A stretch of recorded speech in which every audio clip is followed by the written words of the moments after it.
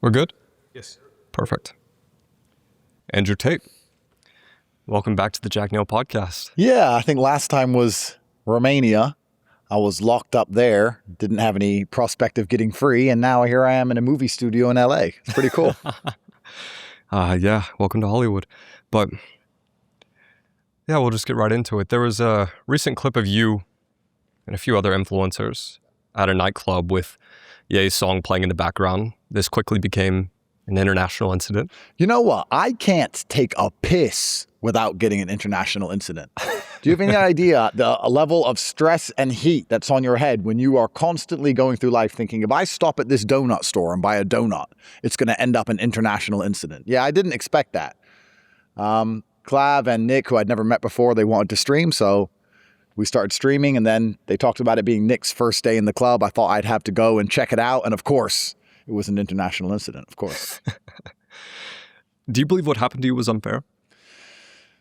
Look, I've never said anything positive about Israel in my life ever. But I think this whole anti-Semitic movement online, if we're going to actually truthfully address it as professionals, has it gotten out of control? I'm not sure.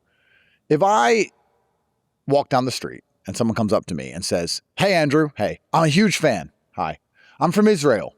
I'm going to say, "Okay, can I have a picture?" Sure.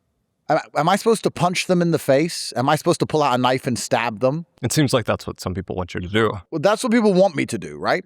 If someone comes up to me and says, "Hey, Israel's government is justified in their genocide," I'm going to say, "No, they're not. I think their genocide is completely disgusting. I disagree with nearly everything the Israeli government does.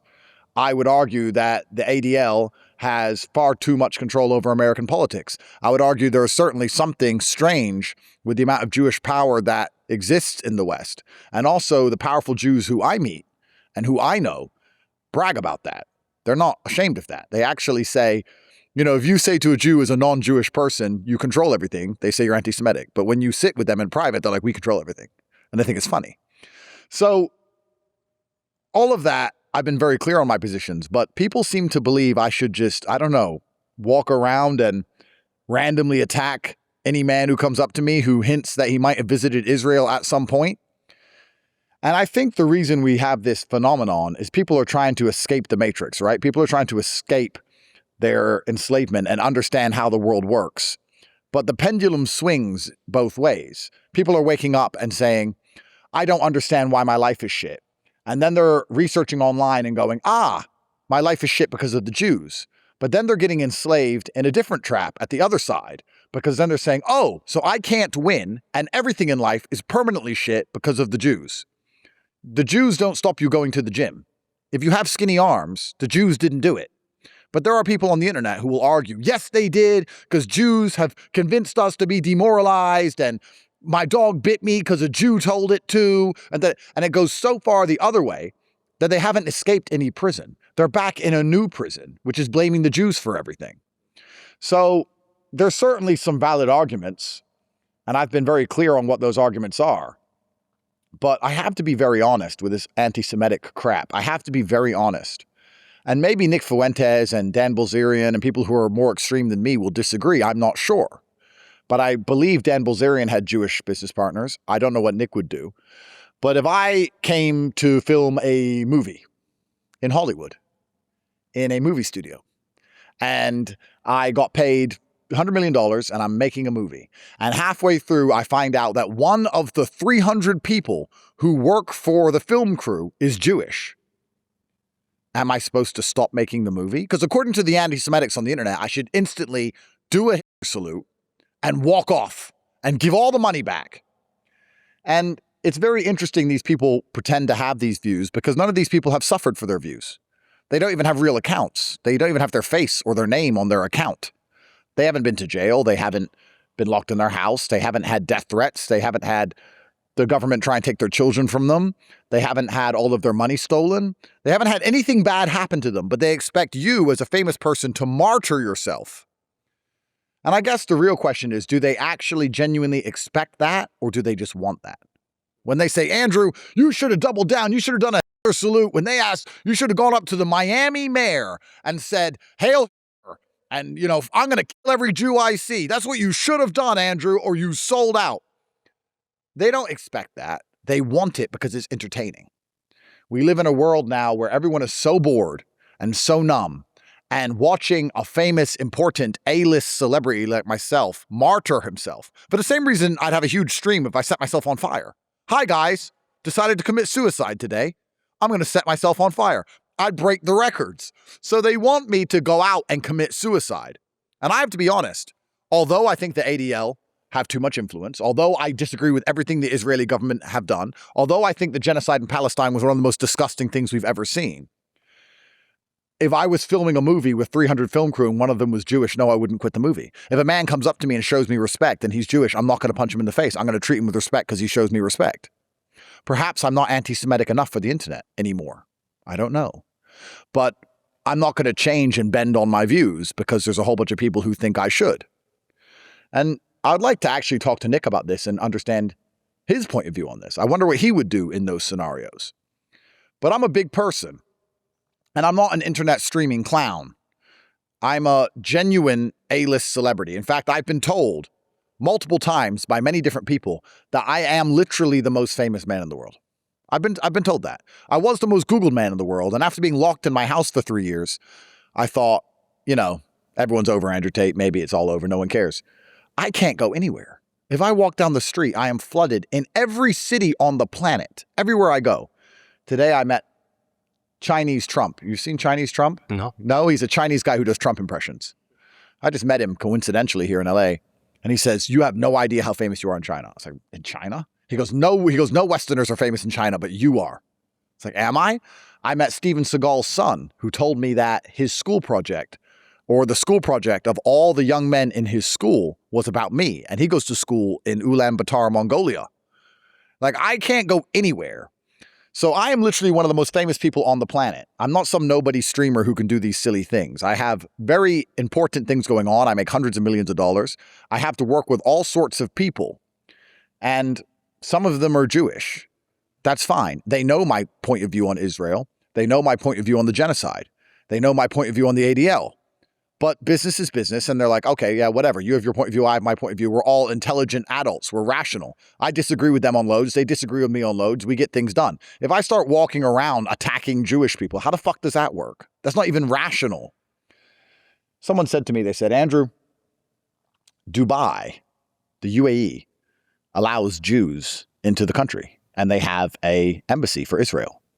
So you can either be the UAE and get business done while publicly opposing the Israeli government and get things done and be a rational actor, or you can be some extreme country, which makes you a poor little shithole. And I think these streamers just have nothing to lose. They don't understand how the world works. They're not actually famous like I am. They haven't been around enough or been offered anything of significance to truly understand how you must negotiate life as a man, and they've not suffered for their views.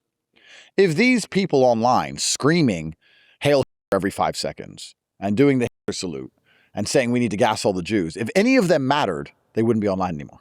But do you not think Nick Fuentes has suffered for his views? Absolutely he has. Nick is someone who has suffered, which is why I respect Nick, which is why Nick, after the outrage of this little clip, said, I totally understand Andrew's position. Because Nick is a smart person. But then there were some other streamers who were pretending that what I did was somehow wrong. But that's because they're nobodies. Nobodies, of course, have a view. But Nick seems to understand me quite well, and he's the most famous anti-Semite of all. And even he is saying, I understand Andrew's position. And he has suffered for his views, of course. But even Nick is not that extreme. Nick tells people on his show, don't go around screaming, kill all the Jews. Don't go around saying Hitler. Don't let everyone know at your university you're an anti-Semite. That's not intelligent. That's not smart. Whereas other streamers are saying, no, you need to tell them all to fuck off all the time. You can't win that way.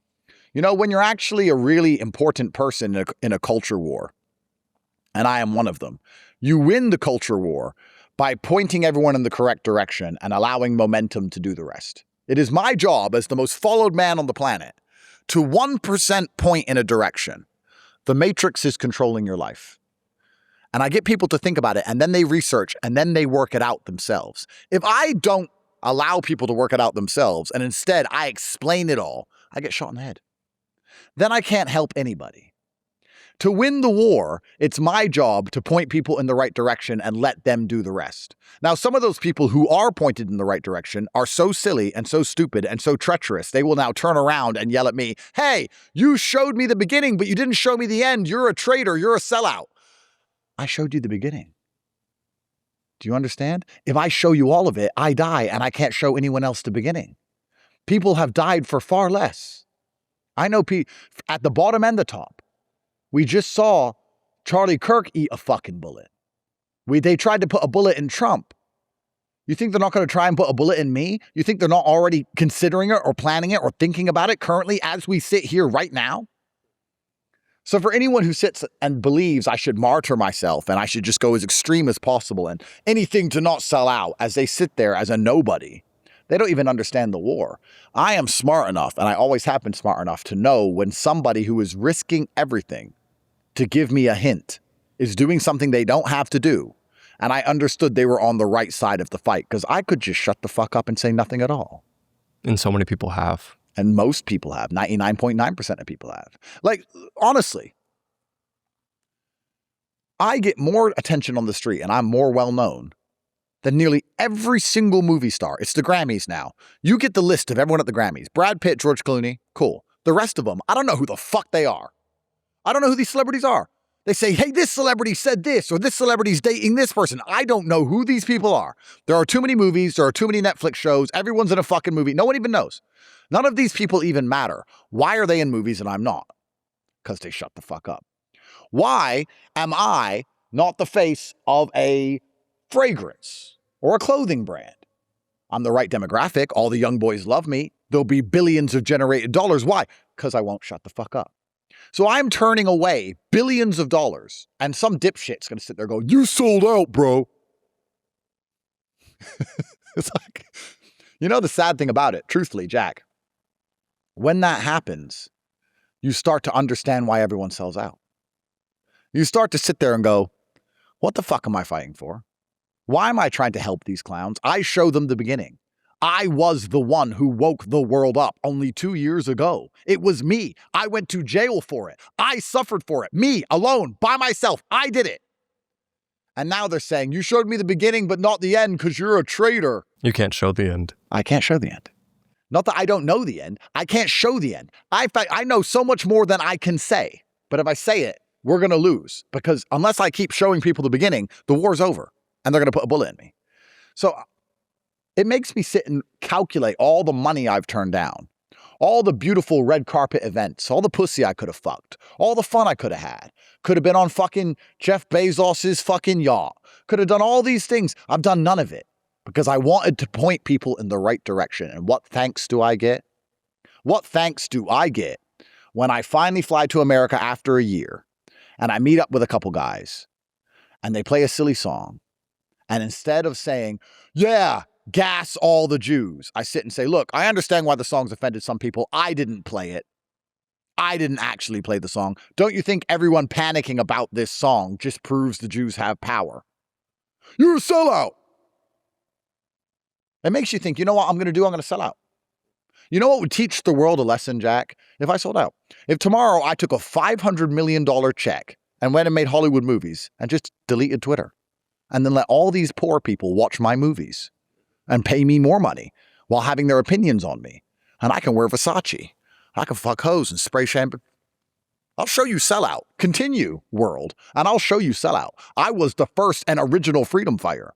And thinking these stupid dipshit nobody streamers who aren't A-list famous, who no one gives a fuck about them, who just sit on a stream and run their mouths and have to be controversial to even get any views, thinking they are moving the needle is the biggest mistake you can make because they're not moving any fucking needles. I've had conversations in private rooms off camera that have moved the needle more than these clowns will ever move in their fucking lives. Yeah, it totally makes sense. And I'm honestly, to prove your point further, I'm a little surprised at some of the things you've said thus far, in terms of how much risk I know it puts you at. In doing this podcast, like, I'll transparently admit that I'm, like, a lot of people don't share the full truth because I do full research, you know? And you're one of the few people who does, at least gives hints, you know? Our last episode, I don't know if you recall this, but I asked you if you knew who was really in power, would you say it? And you kind of paused a bit, but Tristan said it, And that was the first time I'd ever heard anything about this certain thing going on. Yeah. But I do want to ask you, all the hate I'm seeing is people are saying you sold Sneako out, saying that Sneako was the person who played the song in the club.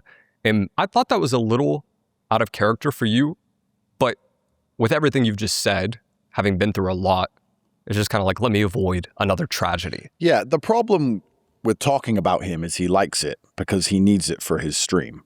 So he's going to take this clip and he's going to sit on his stream to his few viewers and he's going to make a big deal of it. First things first, I don't think I sold him out, and I'll tell you why.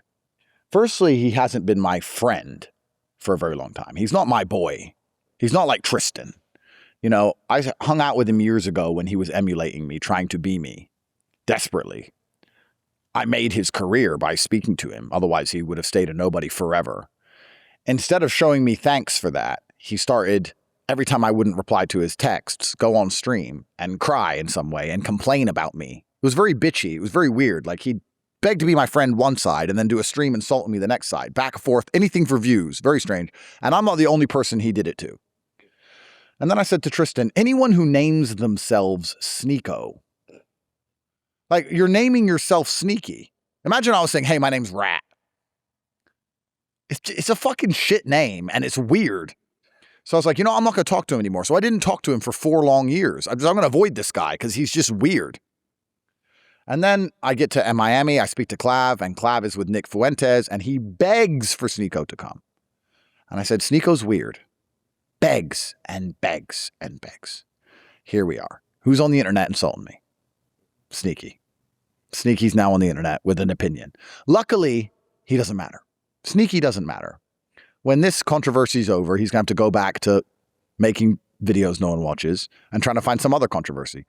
He's not in business. He's not making any money. He's not close to the Trump family. He's not moving politics. He's not, no Hollywood actor wants him. He isn't connected to the royal family in Dubai. He isn't doing anything. He's not in a position where if he says the wrong thing, the royal family in Dubai will say, sorry, you can't have your political protection and your golden visa. Sorry, we can't give you the Emirati passport anymore. Like, he's at such a low level. He doesn't even contemplate the world above him. He doesn't understand why some people can't do what he's doing because he doesn't matter. So I don't think I sold him out. I was told he played the song because Justin and I were playing country music. And then Justin's phone got taken off him and the song was put on. Everyone said Sneako put it on. So when I went there, I said, well, I didn't put on the song. Sneako put it on. I mean, there's no point in trying to hide who put on the song. It's on fucking camera who put on the song. If it wasn't him who put on the song, then I was incorrectly informed. As if I give a fuck anyway. It doesn't matter who put on the song because it wasn't me, right? Why did I not play the song? Truthfully, it didn't cross my mind. I guess I didn't sit there thinking, I need to entertain the public. Let me do something outlandish. It just didn't cross my mind to do something like that. But one of the people played the song and it wasn't me. I believed and I was told it was Sneako. I'm still pretty sure it is Sneako, unless you're about to say we've checked the footage and it's someone else. I still think it's Sneako. So I said, Sneako played the song. Invite Sneako on here to defend himself. I don't think I'm selling him out. He's a full-grown man. He's a big guy. Big tough Sneako has so much to say about me. Go defend yourself on the podcast. But he doesn't want to defend himself. He wants me to defend him for him and me to risk everything for him and me to deal with all the political problems from different administrations around the world, and for me to go to a court in England and be facing hate speech charges for 5 years in jail for him. And if I go jail, will he write to me? No. He'll go on stream and go, Andrew's in jail. Because he sits there in front of me like a little puppy dog, begging me for advice. And then the second he's on a stream, he tries to make fun of me. Because his name's Sneaky. So I didn't want to see him. Clav begged me. And you know what, Jack? It's the story of my life. I'm too nice. I was like, fucking, he's a fucking retard. Fine. Here we are. So. Yeah, I think from my assessment, I've had all these guys on the podcast, except for Sneako. And he'll come here and say nice podcast. Then he'll do a stream saying it was a shit podcast. The guy's a weirdo. He'd be like, what the fuck? Yeah. He's fucking weird, bro. I will say I think Clav has enough respect for you that I do not think it would be him because I know Clav very personally. Yeah. And then everyone else, it wouldn't make any sense. Yeah. Nick as well. So it checks out. But did you have a conversation with Ye about what happened at the club in Miami? I don't think he's happy about it, from what I've heard. I'm not going to say I spoke to him directly. Even if I did speak to him directly, I would not say that I spoke to him directly, read between the lines, but he wouldn't be happy about that. Isn't it interesting that people who are truly at the top of A-list fame, like Kanye, eventually realize that they're going to get in a new form. They're not going to be able to enjoy oxygen for much longer if they continue down the path they're on. Myself, Kanye, etc. And if you're truly smart, let's do a thought experiment. If I was a nobody account or a nobody on the internet or a retard called Sneaky, and it was my intention to convince everybody in the world that there was a particular group of people that had nearly unlimited power in Western society, surely I'd be very thankful for the A-list celebrities, which are 10,000 times larger than me, who go to bat and point everyone in the right direction and then publicly say, I can't do this anymore for unknown reasons. Aren't we helping you? Aren't we showing that your theory is correct? Oh, no. I guess what we should have done is not mention anything at all and be rich and famous, more rich and famous than we currently are, or just go to the end where we get shot in the head. People at home with a brain need to sit and go, you know what? If they start the conversation and then abruptly stop the conversation, they're actually helping our conversation. Kanye helped because now he's supposedly spoke to someone, because he didn't speak to me, saying, that doesn't help anything. I've done my bit and I don't want that song played anymore. He has his reasons. I have my reasons to not go up there and be extreme.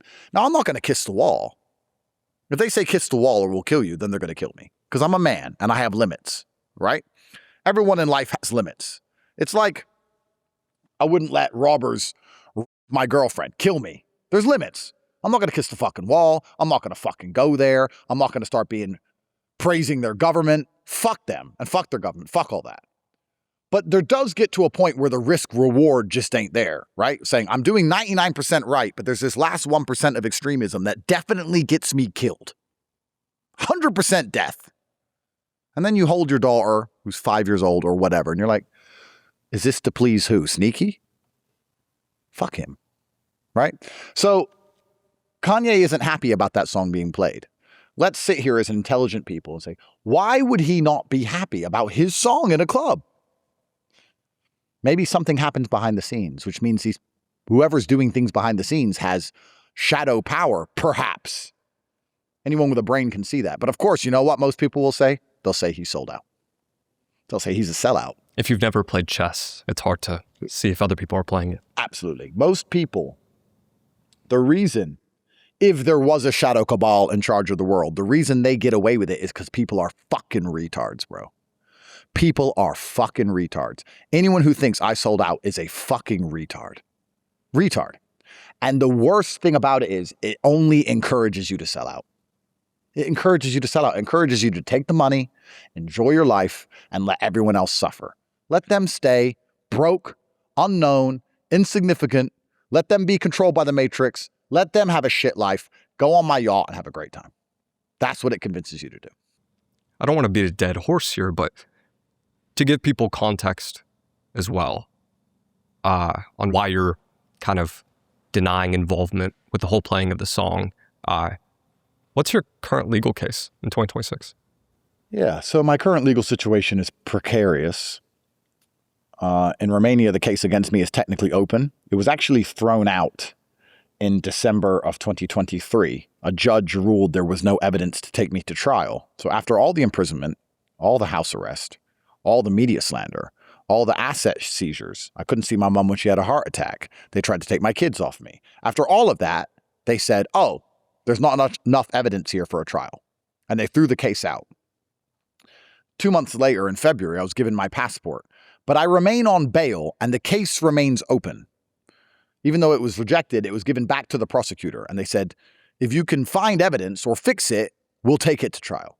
So it sat on a prosecutor's desk for a year. God knows. But at any point, they can revoke my passport. So if I say something too extreme online, they can go in front of a judge and they can play it to the judge and say, look, he's an extremist. And they can revoke my passport. Not a lot of people understand that the European Union does not have free speech laws. Romania does not have free speech laws. All of the EU, they'll lock you up for a tweet. So if you sit on a video and say, we should gas all the Chinese, they can show a judge, take your passport instantly, and lock you in your house. And after 4 years in my house without trial, it seems they can do it indefinitely. It seems. Then the UK have a warrant out for my arrest, which will be executed when the Romanian case eventually closes. God knows when. Because supposedly I assaulted someone in 2009. Who? Dunno. Where? Dunno. When? Dunno. 2009 assault. Defend yourself. Okay, who? Can't tell you. Where? Can't tell you. When? Can't tell you. Well, how do I find these things out? Just come to England. Yeah, no. So that's that. Also, conveniently, very strange that Tristan also assaulted someone in 2009. So we both have the same warrant. Isn't that a convenient, isn't that a coincidence that we're just running around in 2009? No, they want to get the Tate brothers off the internet. It was actually the Romanian government cucking to the British in the first place that got us arrested. The British labeled us a national security threat in 2022 when I was the most Googled man in the world. They said that I was an unchecked source of influence and that at the time I could have tweeted a time and a date and a place and people would have turned up and rioted. And I had young men under my thrall, under my control so heavily that I was a threat to national security. And they wrote to the Romanians saying he's a threat to national security, do something about it. And that was the basis of all my case. So it wasn't even the Romanians that were ever against me. They were just the executioner. They were the attack dog, but the attack dog was let go by the British. MI6 are who hit me, and they're still trying to get me. So I have a British warrant, and I have a Romanian warrant. In America, I have no problems, besides a nightclub video. But that's the current status of my legal cases. So, of course, very much like the Romanians can instantly revoke my bail and take my passport, if I said anything extreme against any particular group of people, that's hate speech, which is instantly 5 years in jail. Eventually, someday, I'm going to be in a British court. And they're going to play all of my podcasts back in front of a judge, because they always do. If I sit and say women can't drive, they're going to play it back. He's a misogynist. This podcast will be seen by judges and prosecutors. In fact, hello, future Andrew. I know you're standing there right now, smiling. I'm going to stand in court, and they're going to play this to me. So if I go on a podcast after a nightclub incident, and start going, fucking kill everyone.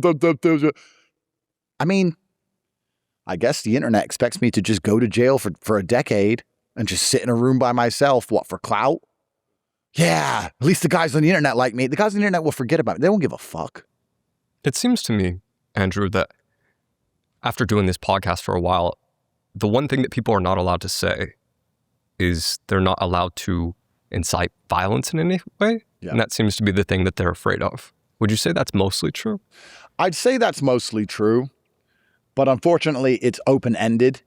So if you make a law saying you can't incite violence, they can interpret that any way possible, because you can now just insult someone and they can say that you're trying to dehumanize them or make people feel a certain way about them so that you do incite violence against them. So it's such an open-ended... Is that why the song freaked you out particularly? The song didn't even freak me out. The thing that's crazy is when the song came on, if you watch the stream, I didn't even give a fuck.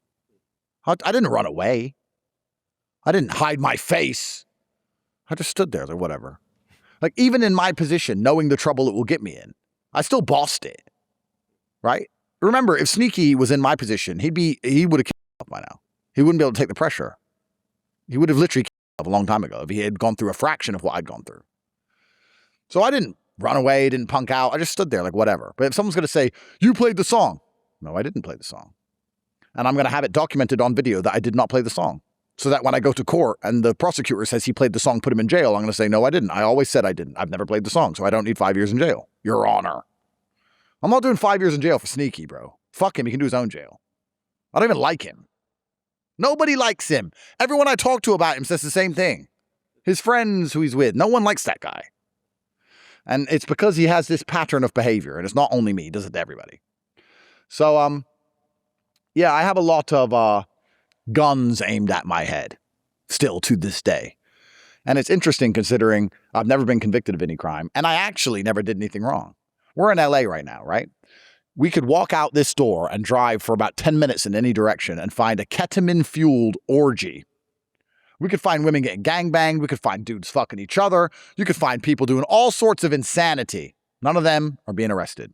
None of them are being called sexual criminals. None of them are being targeted by the state. But I am. 2009. Assault. No, it's because I speak on the internet and I make young men stick up for themselves. And they know, they are very aware that they are trying to destroy Western society. They're trying to print as much money as possible so they can steal it. They're trying to bring in as many immigrants as possible to distract us so we fight against each other while they all escape on their life rafts. And they know that young men are the only ones who are going to stand up against them. And telling them to be strong and think for themselves is a national security threat. They're actually right. I'll admit my enemy is correct. Not so much now, but in 2022, I was a national security threat. I could have said burn down Westminster and it would have burnt down. And if you watch my videos and the way I talk on the internet and you knew I had that much power, any prudent, intelligent MI6 officer would conclude that I had to be stopped. So I'm not even mad at my enemy. I'm so logical. It's like the mafia. When the mafia put a hit on your boy and they kill him and you're like, it's business. I get it. I'm glad they didn't kill me. And maybe they will, but they could have. If I had been this powerful against Putin in Russia, I'd be dead. MBS and Saudi dead. Erdogan and Turkey dead. Xi and China dead. I'm lucky they just locked me up a little bit. But it's a game we have to play. There's power dynamics and all these things. Even the mafia respect the police. And the police respect the mafia. Watch the movies. They actually understand each other. They're like, you're on that side, I'm on this side. But it's war. And there's rules to war. And we get it. And you're going to do your bit, and I'm going to do my bit, and we're both going to try and win. But there's rules to a degree, and we actually have a healthy respect for each other. That's what it's like with people at the top against the system, against the matrix. That's what it's like for me. I understand why they do what they do. I don't hate them, and they don't hate me. A wolf doesn't hate a rabbit, but there's guaranteed to be violence between the two. It's just human nature. If two lions see each other, they may not hate each other, but look, there's a certain amount of territory here. There's a certain amount of mind space in the cerebrum of young men in the Western society, and you're taking too much territory. You've taken too much land. So now we're going to fight over this land. It's not personal. This is just territorial dispute. It's how it goes. Between gangs is the same. People at the bottom don't understand these things. I know why they hit me. And I think that they were correct to hit me, not because I've done anything wrong, not because I was going to do anything wrong, but based on a completely pragmatic, emotionless analysis of the situation at the time. If I was the MI6 officer watching Andrew Tate scream the way I scream on videos, saying the things I say, understanding the power I had, I would not be a very good MI6 officer unless I said, let's construct a case and put him in a fucking cell. I do want to speak to that specific point you made more, but I do want to ask, as far as the accusations go of some of the women, do any of these particularly sting you? Like, are there any that you're surprised about? No, it's all made up. It's all made up. There's very few actual genuine accusations. And because I'm a misogynist, may as well admit it because they keep calling me one. I don't expect, how much loyalty can I expect from a woman? Once again, I'm pragmatic. Many people, when they're in a position, because they want it to be different, they're very emotional about it. That's not me. I'm a full-grown man, so I'm approaching this, removing my personal feelings from it. A girl is approached by federal agencies. A girl who I knew 12 years ago. She's now moved on, and she has a new man. Her new man doesn't know I fucked her left and right all over the place. She has kids. She has a simple but fairly happy little life. She's not even attractive anymore. She's a bit fat, smokes too many cigarettes, whatever. She finally gets dragged into a room with federal operatives. And they're like, we know you used to know Andrew Tate. And she's like, shit, I don't even want anyone to know this. Yeah, so he's a bad guy. Well, he was good to me. No, he's not good to you. He hurts people. Well, he didn't hurt me. Are you defending him? Well, I'm just saying he didn't hurt me. Okay, but we need to understand who's defending him and who isn't. Well, I'm not defending him. I'm just saying he didn't hurt me. Okay, because you know there's going to be a public trial coming up. And if you're defending him, over 6 hours, they pressure this person into eventually saying, yes, he yelled at me. Assault 2009. Whatever. Give me the pen. Because Andrew's rich and famous. He doesn't give me any money. Andrew's forgotten about me. I tried to text him 100 times. He doesn't reply. Why am I going to defend Andrew and lose my husband?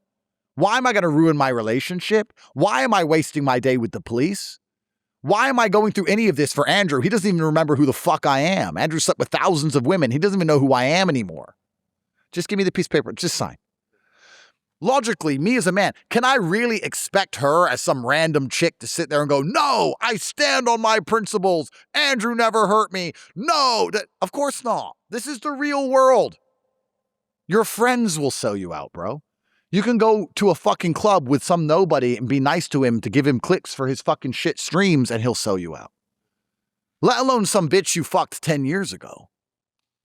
So am I sad that some silly bimbo got convinced by world-level psychologists and federal agencies to lie?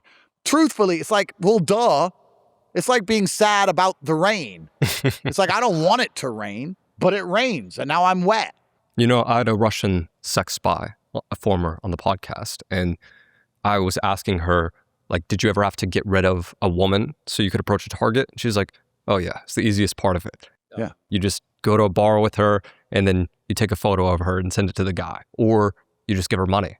She said that's the easiest part of the job by far. Yeah. So it just speaks to the fact that it's fairly easy to compromise someone. Women are not physically strong. And when you're not physically strong, that reflects your mentality. You're not prepared to sit there and argue with big, strong men with guns when you know you're physically weak to defend somebody you no longer speak to. It's just, women are weak and you can just bend them into things. You can force them into things. You're the fucking cops, bro. You can put people in jail. You think you can't get some chick in there and scare her? Of course you can.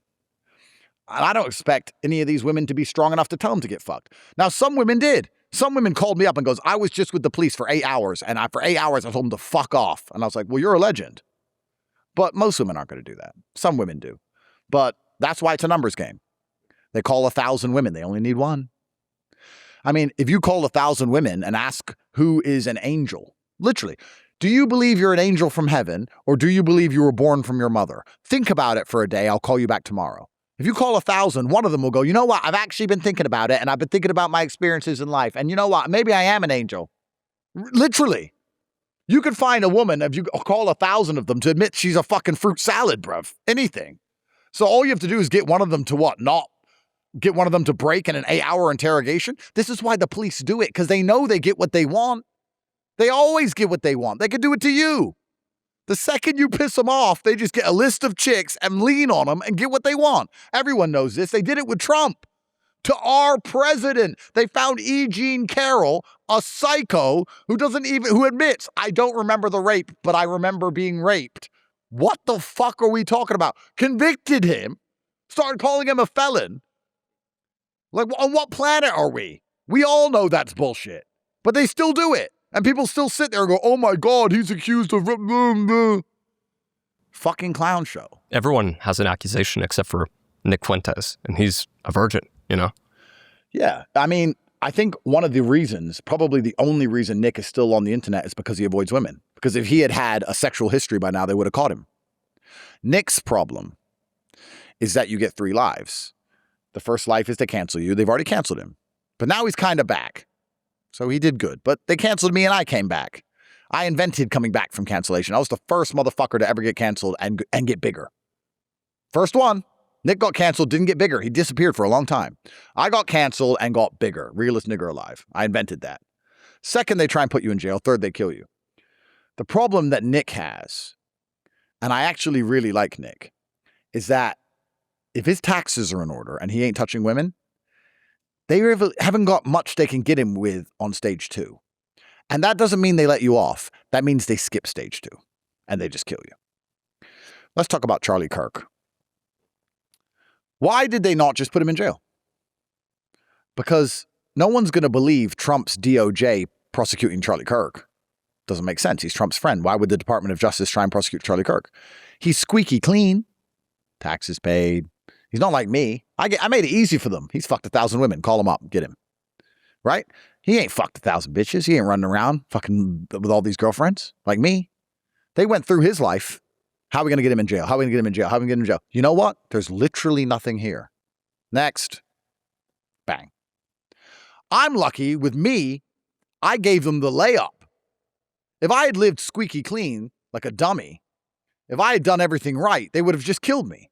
But instead, they're like, we have to fix this Andrew Tate problem. Killing people is messy, and it makes them a martyr. It can make them bigger. And even as a government, killing someone in another country, even the Brits killing someone in Romania, I know how this stuff works. Trust me. They have to speak to the Romanian government. They have to try and clear it all. They have to understand their agent might get arrested. Then there's an international incident to get him out. Even the Russians, when they killed that guy in Germany, you can look it up. He got arrested. He was in jail for 3 years before Putin could swap him. The governments, when it comes to personal assassinations outside of drone strikes in third world countries, even they don't like to really do it.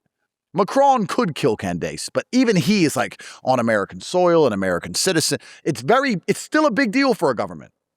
So when they said, let's get rid of Andrew Tate, our options are to kill him or put him in jail. Well, let's see how we can put him in jail. And they looked for 10 seconds and like, oh, fucking hell, he's going to fucking treasure trove. He was a fucking fighter. He sold weed when he was 18. He's fucked every girl he fucking could. He was running around drunk. He fucking drove cars too fast. Fuck this guy. Just fucking get him.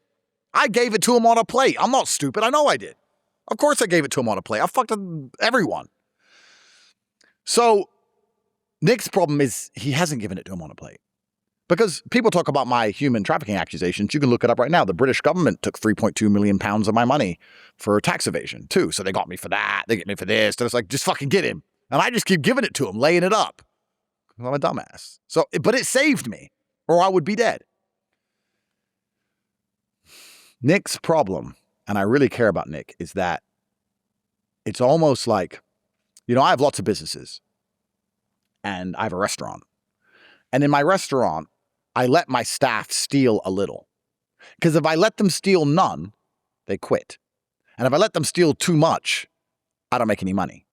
So I make sure that I allow them to steal enough so that they feel happy to go to work and they think they're winning. But I am also on it enough to stop them stealing so much I don't make profit. Like you have to give you have to give a little. If you're too strict, it gets worse. And I gave the enemy the second strike, and Nick didn't, or he hasn't, or he won't, or he can't. And Charlie didn't, and we look what happened to him. So I'm worried about Nick. I'm actually genuinely worried about Nick. And I think that Nick is smart enough also to worry about himself.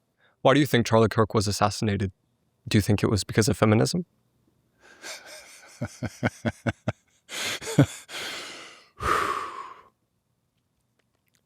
Let's talk as professionals here. Sorry for the pause. I'm just scanning what's going to keep me alive. So I know who killed him. And the only person who is overtly giving theories as to who killed him publicly is Candace. The reason Candace is breathing is because she is a woman and because she is black. And the people in charge have thought, they've concluded, you know what? Let a black woman scream. Most people will, even if they listen to her, it's a black chick and we're just going to let her scream into the air and we'll just put it down to black female hysterical action. So we'll just put it down to that. You think that's it? Yeah. We'll get some bots on Twitter and we'll get everyone to call her crazy and we'll pretend she's hysterical and we'll push all of this narrative that she's nuts with some paid influencers. And we're going to get everyone to call her crazy, even if she's right on the fucking money, even if she gets it perfectly right. Even in one of her episodes, if she describes it perfect, we're just going to convince everyone she's nuts because she's a black chick and we can convince people that she's just hysterical, like the Walmart ran out of fucking cocoa butter and she's mad. So let's just do that.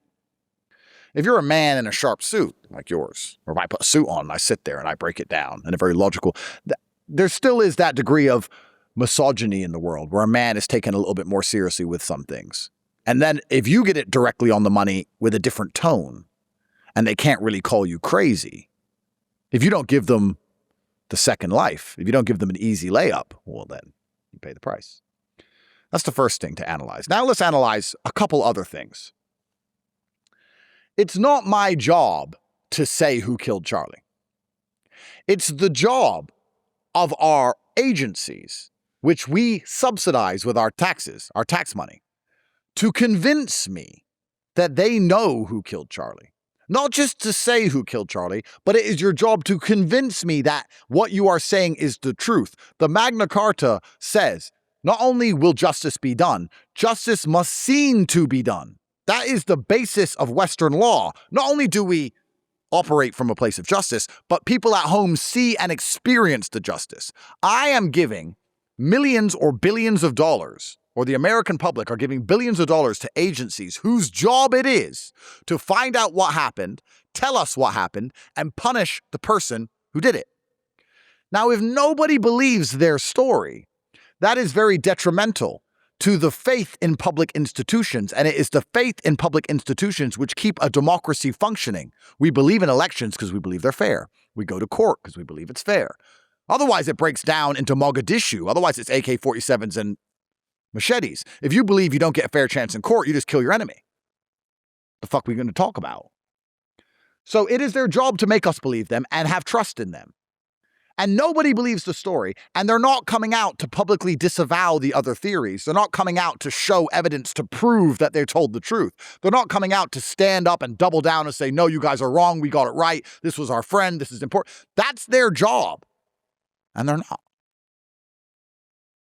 I mean, if I was in charge of an agency and nobody believed me and I knew I was telling the truth, I'd make them believe me.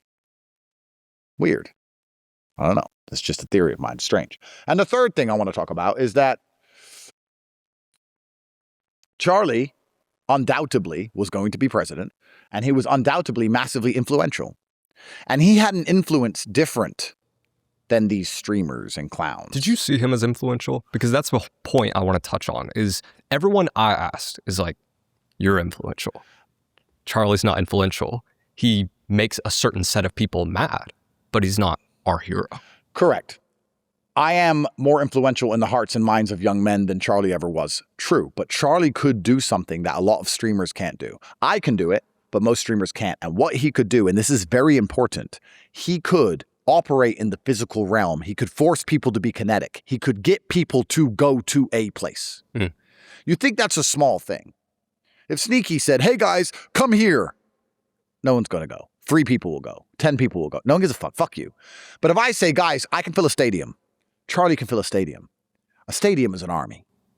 When you can make people move from their seats, when you can shake people out of apathy, you have a different level of power. You have a different level of influence. And Charlie could undoubtedly do that across the country. So Charlie was very influential in that regard.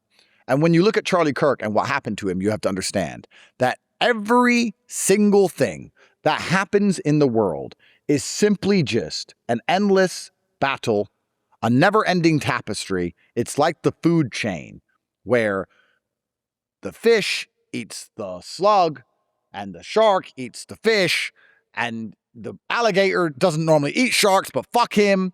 It's constantly everyone after each other in a battle for influence. The media is trying to influence you of things. Advertising is trying to influence you of things. Streamers are trying to influence you of things. Celebrities have their points of view. The label on this bottle, exquisite effervescence, is trying to convince you of something. It's all a battle for influence all of the time. And if you're a true power player, you have influence. I had more influence over the young men than the BBC. The BBC said do something, they didn't listen. If I said do something, they did listen. So they hit me. So Charlie had influence. And everyone who didn't like or was threatened by what he was about to say, or how he was about to use, or how he was currently using his influence, wanted him gone. It's all just an influence battle. Charlie was an influential person, and that's why he's dead. So to get to the bottom of who shot him in the neck, the question is, who was threatened by, or was soon to be threatened by, what he was doing and saying? And if you work that out, you can get to the bottom of it. Funnily enough, in a lot of these scenarios, people go, liberals. Sorry to interrupt, but if you're a fan of this podcast and want to support real free speech, I just launched a Patreon for the channel. If you join, you get access to all my episodes early and ad-free, as well as the chance to ask each guest a question on my show. We also have some cool behind-the-scenes footage, as well as some unreleased episodes, but if you guys want to check it out, just go to jackneel.com/Patreon, or you can scan the QR code on screen.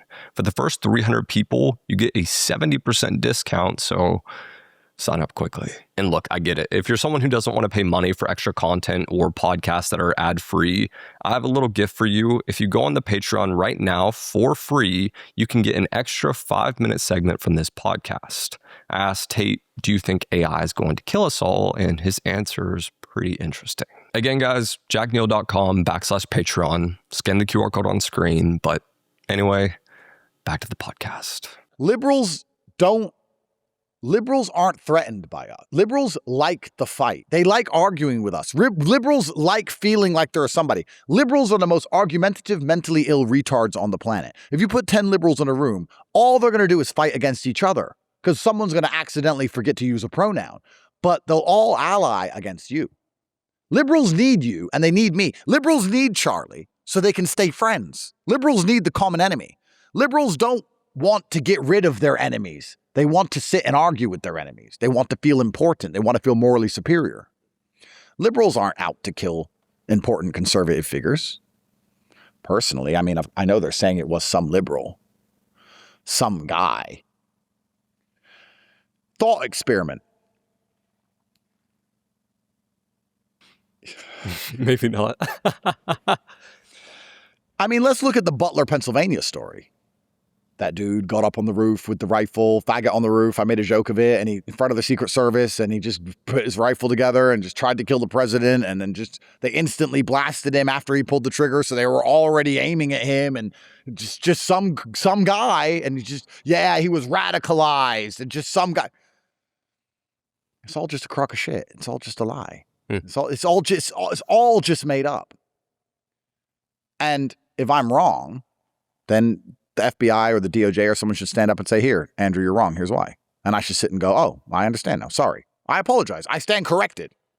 Not sit and go, everyone at home knows we're lying, but we can't risk telling any more details because they're going to work out we're lying even worse. So let's just let everybody not believe in us anymore.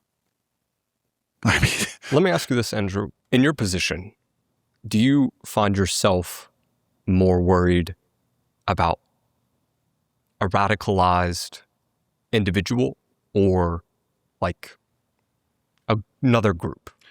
I am far more worried about a government action than a radicalized individual.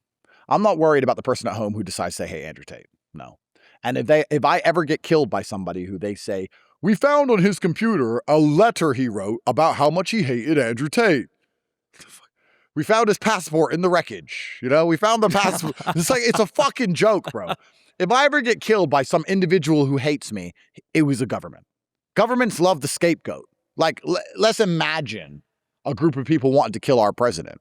They'd send some piece of shit up there to get blasted knowing he's going to die. They'd convince him to do it. And then they'd just blame it on some lone wolf. All the intelligence agencies on the planet are currently trying to recruit idiots to do things exactly like this. If you go to Turkey, or you go to Kazakhstan, Uzbekistan, Kyrgyzstan, any of these countries, and if you hung around there for a while, and if you knew the people I know, eventually you'd end up in conversations with people who would try and convince you to do extreme things, dangerous things. And they work for foreign intel agencies. Whether they work for the Ukrainians and want you to commit an act of atrocity against the Russians, like the Moscow attackers did not too long ago and killed all those people in the stadium, whether they work for the Russians and want you to commit an act of atrocity against the Ukrainians. And they'd convince you that you'd be paid well and you'd be a hero and you should do it. And they'd sit there and they'd try and find some guy who's half mentally ill or a little bit retarded or broke or desperate. Every intel agency on the planet as it currently stands is trying to recruit people specifically to do stupid things so they can blame that person after the action takes place. There are no lone wolves. This is all intel agencies. This is all they do. It's interesting because we can even look at Islamic terror. Mm-hmm. They don't blow themselves up. They find some young guy and convince him to go blow himself up. I thought you got a bunch of virgins. Like, I'm Muslim. I'm saying if you got a bunch of virgins for blowing yourself up, surely they'd be doing it themselves. Why are they convincing someone else to do it? This is the way the world works, right? So, and how persuasive are they? Unfortunately, you don't have to be that persuasive. Very much like my situation with the girls. It's a numbers game. You talk to 10,000 people, and eventually you find one, and you go, okay. If you can add in some psychiatric meds, if you can add in promises that they're going to make it out and they're going to be a hero and all these things, if you can add in fake friends, like I think they were saying that Tyler, who killed Charlie, was on Discord talking to his friends who were convincing him to do it. Were they friends? I mean, who were these people? Did he ever even meet them? Well, yeah. Have they ever been arrested? I don't know. So you add in a social circle, you add in some psychiatric meds, you add in a financial incentive, you usually get a love interest, you get some girl or someone. If you do this, you'll be my hero. You add some fucking little bit of basic ass pussy, you put it all together and you go to 10,000 retards, you get your guy. And the guy in Butler, Pennsylvania, for example, literally got blasted the second he pulled the trigger. Shot at Trump, bang. So they were already aiming at him. They just didn't want him to talk. You know the guy who killed JFK, Lee Harvey Oswald, killed? He was killed in jail. Did you know that? And the guy who killed him was killed in jail. So he was killed in jail, and the guy in jail who killed him was killed in jail. The chain, I mean... So...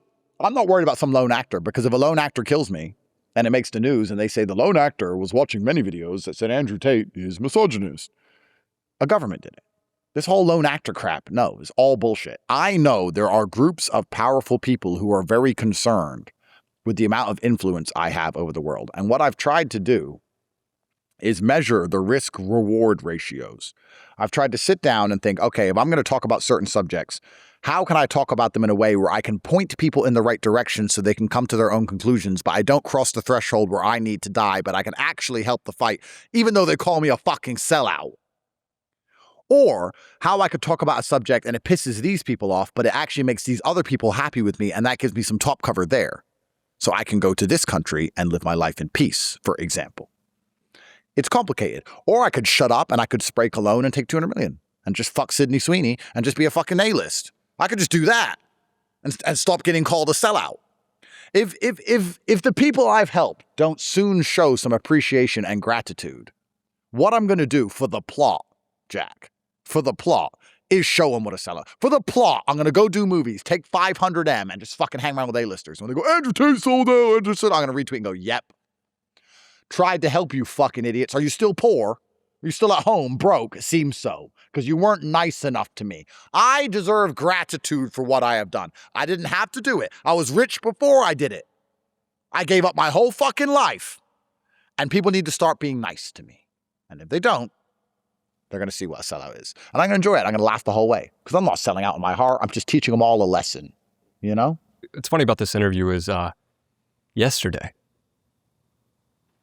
I'm not going to say too much about my experiences doing all this, but I'm sure I've had some experiences that you've had along the way in what you've been doing. And I was like, should I just quit all this? And then someone's like, Tate's in LA. And I was like, might as well have a conversation with him about it. We're old friends. You know, I understand why the ruling elites treat us like they do. And it's truthfully because people are shit. Like, an individual person is okay. We know individuals who are good, but en masse, people fucking suck, bro. And as you climb the ladder and get more and more attention from people, you see more and more how sucky they are. And then you get to a point where it's like, well, I'll just look after myself then. You know who I think must think this the most, even more than me? Two people. Firstly, Trump. He's trying to save America. He's not a perfect person, but he's trying to save America. And everyone's just fucking calling him names, insulting him, wishing he was dead, laughing at him getting shot. Judges are preventing his orders going through. Like, he's trying to save the country you live in.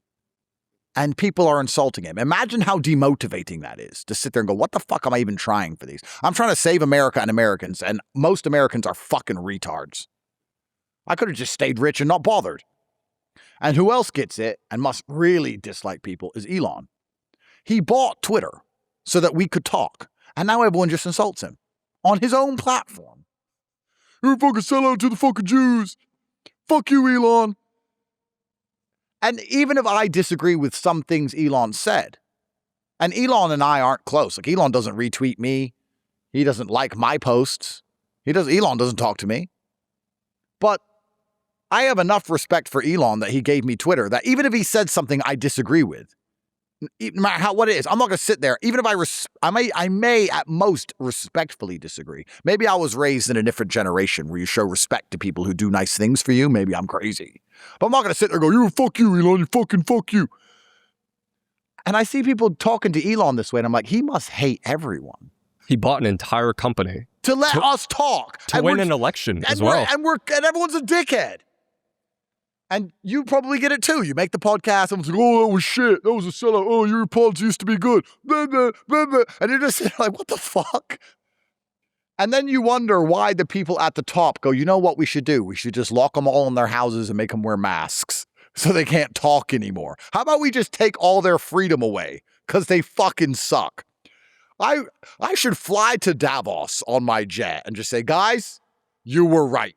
Guys, I'm sorry. I tried to free the slaves. My stupid ass got rich and walked into the slave compound and looked at all the slaves locked in their cell and said to the slave owners, dude, guys, you can't. This is inhumane. Don't do this. Let me go tell the slaves how to escape. Guys, if I tell you how to get out the cage, they're going to kill me. So what I'm going to do is I'm going to tell you where the key is. You're a sellout. I'm not a sellout. I'm not inside the cage with you. I'm the only one over here trying to help you get out. I'm telling you where the key is. You're a fucking sellout, fucking Jew. Guys, you were right. You're right. Just keep them in the fucking cage then. Just keep them there. They're fucking retards.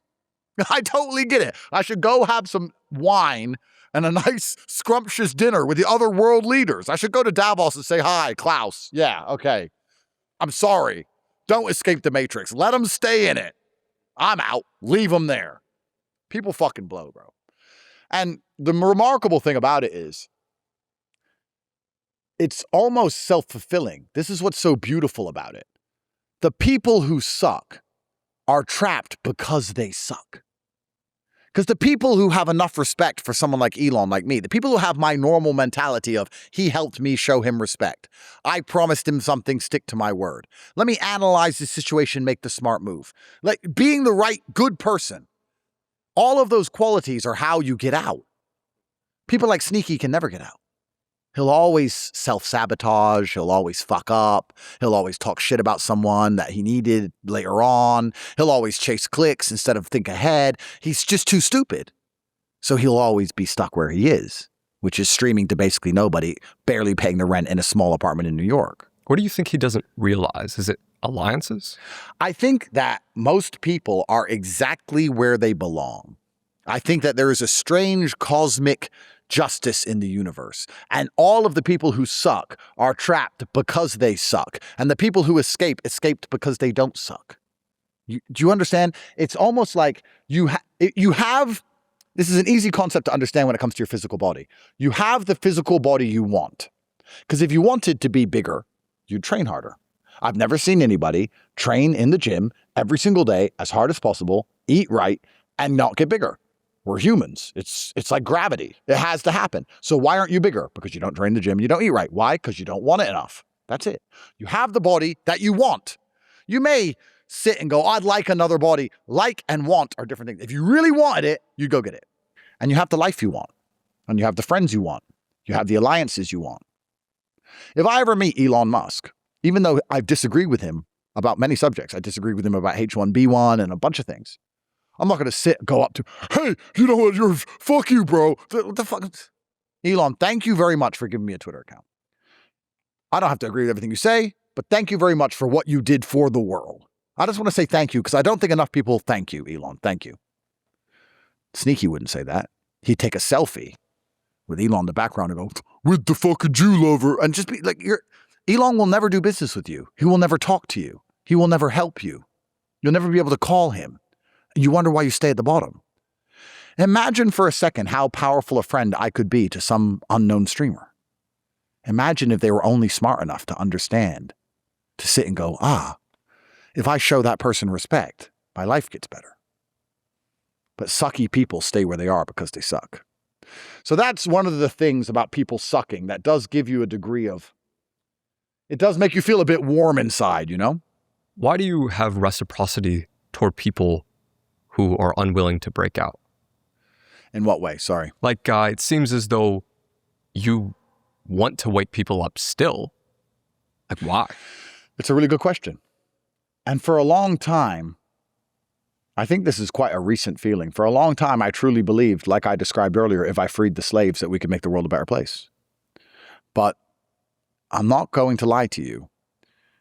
As of late, something is inside of me telling me that I misunderstood the message in the Matrix movie. I watched the Matrix movie, and I've watched that movie 1,000 times. I understand that movie on a level nobody else understands it. I have all my own crazy theories. Have you seen all 3 movies? Just the first 2. Okay. Yeah. I have a bunch of crazy theories, and I think they're the best movies ever written. And when Morpheus says most minds are not ready to be freed, and they're going to fight to die and protect the system, I understood that part already. But I truthfully believed if we could free enough minds, we could build a better place for everybody. But I think a lot of people actually are happier in and of themselves and exist better where they are. That's why the system's like it. That's why the system is what it is. Because if they wanted to escape, just like if you wanted to be stronger or you wanted to be richer, if you wanted to escape, you would have escaped. And now we have this mass awakening of anti-Semitism, and all these people at home think they're so smart. I've worked it out. And they're in a brand new jail of the Jews are stopping me, so my life sucks. So your life sucked before, you didn't know why. Now your life sucks and you think you know why, but your life still sucks.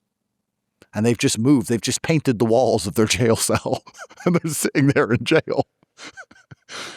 And it's just like, they're beyond help. Like, how much trouble am I supposed to get in? And you're right. Why do I still feel like I need to help people? Quite recently, I'm starting to realize that if I open the gates on every single jail cell, by the time I've taken a piss and come back, they're going to be back in jail. They're going to put themselves back in jail. And they're going to paint the walls of their jail. And they're going to say, I'm not in jail anymore. My wall used to be pink. So you're in the same cell. But my wall's blue. And all you can do is close the door and leave them there. People are going to retrap themselves. We had this mass awakening of consciousness, perpetuated heavily also by Nick. And everyone's just jumped into another cell. And everyone's not sitting there going, they're trying to make me feel a certain way. They're trying to do this to me, so I'm going to resist those things. They want me weak, so I'll get strong. They want me poor, so I'll get rich. They want me afraid, so I won't be. They want to convince my woman not to love me, so I'm going to make my woman love me and have a happy marriage and have a bunch of children. Instead, they go, oh, they want to do all this. It's them, and it's working. And they just sit there. It's at a point where the Psy-Op itself is people giving their energy to all the various Psy-Ops. Instead of giving their energy to winning. Instead of giving their energy to beating the Psy-Ops. Instead of giving their energy to being above the Psy-Ops. I really think if I continue to try and free minds, everyone's just going to put themselves back in jail. So what's the point in me eating a bullet? Maybe I had too much faith in humanity, Jack, before I started all this mission. Maybe I actually thought that if I show the light, that things would be different. And I wouldn't say I totally made a mistake, because the Overton window has certainly shifted. I think the world is a better place than it was when I first started speaking up. I don't think they'd get away with COVID again, for example. I think if they tried COVID again, people are too awake for that now. But it is disheartening to see that a large subsect of the population are always going to be a prisoner to something. On this Overton window concept, it's basically the idea that you've moved the line of what we're allowed to say. And I just know that to be objectively true. Because Nick Fuentes wouldn't have happened if Andrew Tate hadn't have happened, in my belief. What do you think is the most important thing that we can talk about now that we weren't allowed to talk about before? Like, people don't realize how much it's changed. It's changed. Yeah, when I first started speaking up, I would make national news for saying something as mundane as women can't drive. And now everyone on the internet is screaming women shouldn't even vote. So I've super heavily shifted the Overton window. And now we can have conversations about gender, about intersex dynamics, which are super important because that affects politics as a whole. We can have conversations about geopolitics that we couldn't previously have. We can have conversations about the fact that the entire media apparatus is designed to lie to us. We could have conversations about the scam of the education system. We can have conversations about things that would literally get your account banned and you'd instantly be shunned if you ever tried to discuss before. But primarily, I would say actually anti-Semitism. And I did Patrick Bet David, and everyone's talking about the beginning of that podcast where I had to explain for an hour that fucking video. But after that, I talk about how important it is to go to bat against feminism and how feminism is the primary thing that is destroying Western society. And I talk about it for an hour and a half. So I actually encourage people, although it's another podcast to yours, I'm sorry, to watch that podcast where I explain it. But the problem with shifting the Overton window is that apathy sets in and hedonistic adaptation sets in, and things I said that were extreme back then are no longer extreme. So then people look for the new extreme to get the dopamine. And that's why people like Nick happen, because Nick will say things that I won't say, and they're always chasing the new high. And in 2 or 3 years, eventually, Nick will not be extreme enough for them, and they'll find some other guy who's fuck knows what he's saying and doing. Everyone's chasing the new high, right? The new dopamine. And anyone who's not currently at the absolute leading edge of extremity is considered some form of sellout. That's how it works. I believe at one point you said something along the lines of, like, my videos go viral because I speak the truth. But do you think the truth is what makes something viral anymore? My videos went viral because they were speaking to the hearts of millions of young men who were being suppressed and oppressed, and they were feeling and thinking things that they weren't allowed to say, and they thought that there was something wrong with them. And then they would watch my video and realize that there's nothing wrong with them and that everyone actually thinks like them and they're actually doing the right thing. So people were being heard for the first time via my videos because I was talking the truth, and that's what was allowing them to become the most watched videos on the planet. But nowadays, now that a lot of the truth has been told in many ways, men are no longer afraid of being men. The idea of toxically masculine has basically fallen out of favor because of me. Toxically masculine, I haven't heard in a serious context in years. That was everywhere. Then I came along, the most toxic of all, and went to war with them directly and beat them. And now I don't even hear Hollywood people talking about it. No one says that stupid saying anymore. So I defeated them. So a lot of the truth about gender dynamics and masculinity has been told specifically by me. I did it, me. To all the ungrateful masses who say I sold out, I did it, and I went to jail for it. So is truth what makes something viral today? Or is it just a world where everyone has ADHD, nobody can focus for very long, everyone's chasing as much dopamine as possible, everyone wants the most extreme content, no one can even watch a movie or read a book without staring at their phone. We need 5 or 6 different inputs at the same time, all these different stimuli. So are people now looking for the truth, or has enough truth been told and now people are just looking for entertainment? And entertainment is often, whoa! And woe doesn't have to be true. Woe just has to be woe. It's also the people getting permission to engage with something that they find like unsettling. That's kind of why your recent incident went viral, because it was perceived as so extreme that certain groups of people were given permission to engage with it. You know what I mean? I think the recent incident went viral, truthfully, Jack, with all due respect, because I was there. If Myron Clav, Sneak, and Nick went to the club and played that song, no one would have gave a fuck. Never would have been on the national news, never would have been a big issue. If Clav and Sneako play that song right now on stream, which they've done 1,000 times, guess what's going to happen? Nothing. They're nobodies. But Andrew Tate was there. I'm a real guy. So if someone got shot in that nightclub, the news article would have been, a man shot in the nightclub Andrew Tate is at. Andrew Tate near shooting in Miami nightclub. Andrew Tate involved in gun incident in Florida. I didn't shoot him. I didn't get shot. I was just there. I'm the main fucking character. I mean, it's cool. It's kind of flattering, but I'm the main character. It went viral because I was there. You have all of them, maybe Myron, maybe Nick a bit, but it's because I was there. That's what it is. So, Nick's views are very well known. Myron's views are very well known. But I actually think, if you want me to super analyze that situation, I think the only reason it blew up is because the system can use it to bat me over the head. Myron's not going to go to jail for that. Nick's not going to go to jail for that. The other two aren't going to go to jail for that. The only person who's looking at possibly going to jail because of that video is me. So the Matrix pushed that video very heavily to use it against me in court. I'm the one who's going to have to face the court case for that video, even though I didn't play the song. Only me. Anything I'm involved in that they can use to wreck me, trust me, they'll do it. Do you get skeptical every time you see something that's super viral? Oh, 100%. 100%. People think the media tells you what happened. The media, its specific job is not to tell you what's happened. It's to prepare you for what's about to happen. The simplest example of this is Diddy beating the shit out of Cassie in the hotel. That clip came out, and I said to Tristan, Diddy's going to jail. And he said, why? I said, have you seen the clip of him beating up Cassie? He said, is he going to court for that?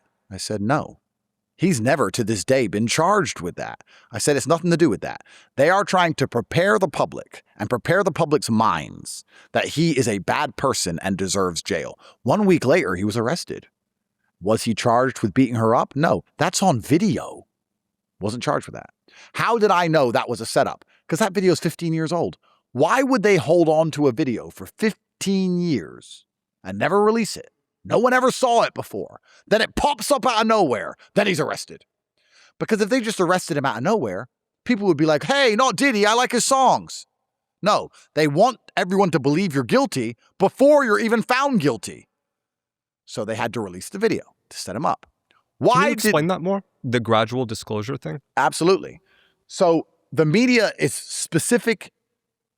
It's almost like the media makes things come true. It doesn't report what happened and what's true. It makes things come true.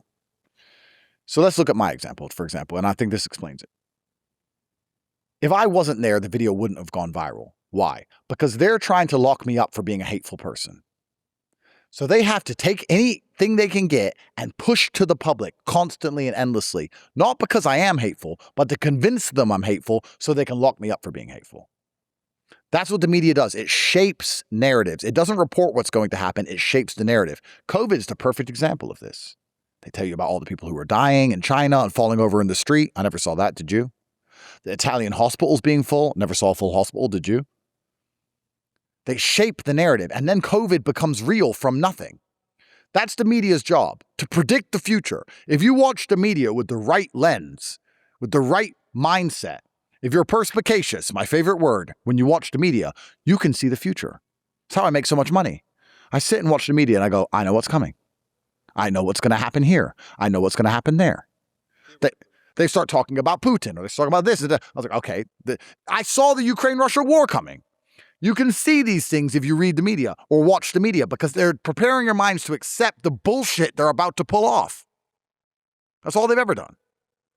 So the reason that video went viral, just so everyone at home understands, is because I am the only one of the group who is going to be facing charges related to that video or related to something else. And they're going to use that video as evidence to conclude, oh, yes, he said this about women. And look, he also said that, well, he didn't play the song, but look at the kind of company he keeps. I'm the one who has to go to court for all of this. Only me, none of them. Me. And they're preparing the public for everyone at home to sit and go, well, yeah, he probably didn't rape that girl, but have you seen, he says that stuff about Jews and he's really extreme. He has a big mouth, so, he got himself in trouble. Fuck him. It's all a Psy-Op. Theoretically, do you think this applies to multiple forms of media? I think it applies to basically everything, especially the internet. The things that are supported or boosted or retweeted. Most of the accounts on the internet now, I have a theory, 90% of them are fake. I can't tell you what I know, Jack, but let me ask you a question. I'm going to ask questions. I'm a dummy who's just asking questions. If you're an intelligence agency, it's your primary objective to keep stability within your country, prevent terrorism, prevent extremism, and keep your country relatively stable. Would you agree? Right. Okay. So to do that, you try and push ideas in the education system and with the media, and culturally, you have your ideas that you want people to believe in. So you push them via your mechanisms, which are the schools, which are the newspapers, which are the TV, and you push these ideas out as much as possible so people adhere to them so that your country remains stable. Would you agree? So if somebody has ideas which are counter to these ideas, yes, they're a national security threat, but then also they could be a national security asset if they change some of their opinions, for example. Would you agree? Yes. So if you're an intelligence agency for a Western country and you identify somebody who's in this position, would it be appropriate to assign a handler or attempt to honeypot him or approach him with an offer or have people come and speak to him or explain to him why he's in the position he's in? Considering this is just one guy with all this influence, which is causing all these problems, don't you think a security apparatus would apply some form of human intelligence to this individual? Right. And then this individual would understand things about how the world works, which he was told from people who run the world. And he would know exactly what he can and can't say as to what's going to get him killed or not. He'd literally say to him, in this hypothetical. Did you see my video about this?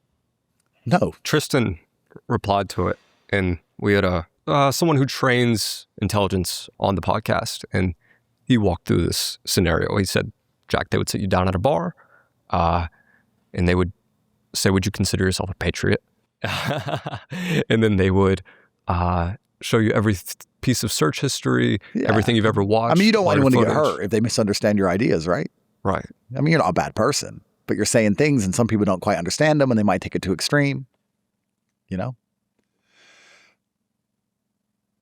In this hypothetical scenario, he was hypothetically approached by 4 or 5 different agencies. Let's say the Israelis tried. Let's say the British tried. Let's say the Americans have tried. And they've told him exactly what he can say and he can't say. And they explained that probably around 90% of the interaction you are currently seeing on the internet is fake. Quick question. Are you someone that makes content or runs Facebook ads for your company? If so, I'm guessing you probably use ChatGPT, Gemini, Claude, some AI tool to speed up the process of your copywriting, ad ideation, video ideas, etc. Well, I found this other tool and it's so powerful that I almost wanted to gatekeep it from you guys, but it lets you put YouTube videos, Facebook ads, TikToks, tweets all in one vision board and connect it to a chat bot which you can interact with and make content out of. So instead of wasting hours on ChatGPT, uploading screenshots, or transcribing YouTube videos to make content, you can simply put it all in one vision board that connects to a chat bot to speed up the process. But if you guys want to try it out for yourselves, just go to jackneel.com/poppy. They have a 30-day money-back guarantee, so if it doesn't make your content better, it's completely free. But anyway, guys, back to the podcast. It's all bots. 90% of what you're reading on Twitter and the comments you're reading on streams and the Facebook accounts, all of it is bullshit. And it is narrative that is deliberately being shaped. This was first done during COVID. Do you remember when COVID first came and people would tweet out their symptoms? There were these stupid accounts who would say, oh my God, I have COVID and my throat is so bad. And then they wrote these little paragraphs and it got like 55,000 retweets. Do you remember this? Not many people remember this. Find them. And they were everywhere, convincing everyone to be afraid of this disease. That was all fake. That was the beginning of it. If they want, for example, me to definitely end up in jail, or for people to accept that I get shot in the head, or to get myself in trouble, or for me to lose cover from a nation that's decided to protect me because they believe I'm innocent. If they wanted me to get in trouble, what they would do in this hypothetical scenario is take a nightclub event and then bought the replies that I sold out to try and convince me to Psy-Op me into standing up and doing something stupid. Do you understand what I'm saying? And then people who read the comments, because they're sheep, they'll see everyone else calling me a sellout. So they'll be like, and they join in. Right. And before you know it, I've set myself on fire and I'm dead. Our last podcast, you said, that's a good question 17 times, I think. And I posted a clip of it. And you know what all my comments are on my podcast now? Jack, you ask really good questions. Jack, you ask great questions. And I'm like, damn, that actually works. Yeah, of course. Of course. Absolutely. So not only can they shape a narrative, but they can use the narrative shaping to force action. If you're, for example, Candace, who I love, I am a fan of Candace. I will ride for and protect Candace to the end. But if she presents 5 theories on why something happened, and one of them is getting a bunch of traction positive, that doesn't mean it's true. In fact, it might mean the opposite. Charlie Kirk was a time traveler. My point is, we're now at a stage with the internet where it is so heavily manipulated by government agencies. Nothing you read is real. All the people you think you're interacting with aren't real. And the ones that are real are psyoped by the other accounts that aren't real. So everyone's a fucking bot. Everyone's an agent. And they're convincing people to do very silly things. You could be a nobody retard streamer and sell out everybody who's ever tried to help you, even people who are more important than you, believing you're getting likes and clicks and believing you're doing the right thing and believing, people like me now. And you're just destroying yourself. And the system is keeping you there where you belong as a fucking nobody. So I know things that I've been told from credible sources.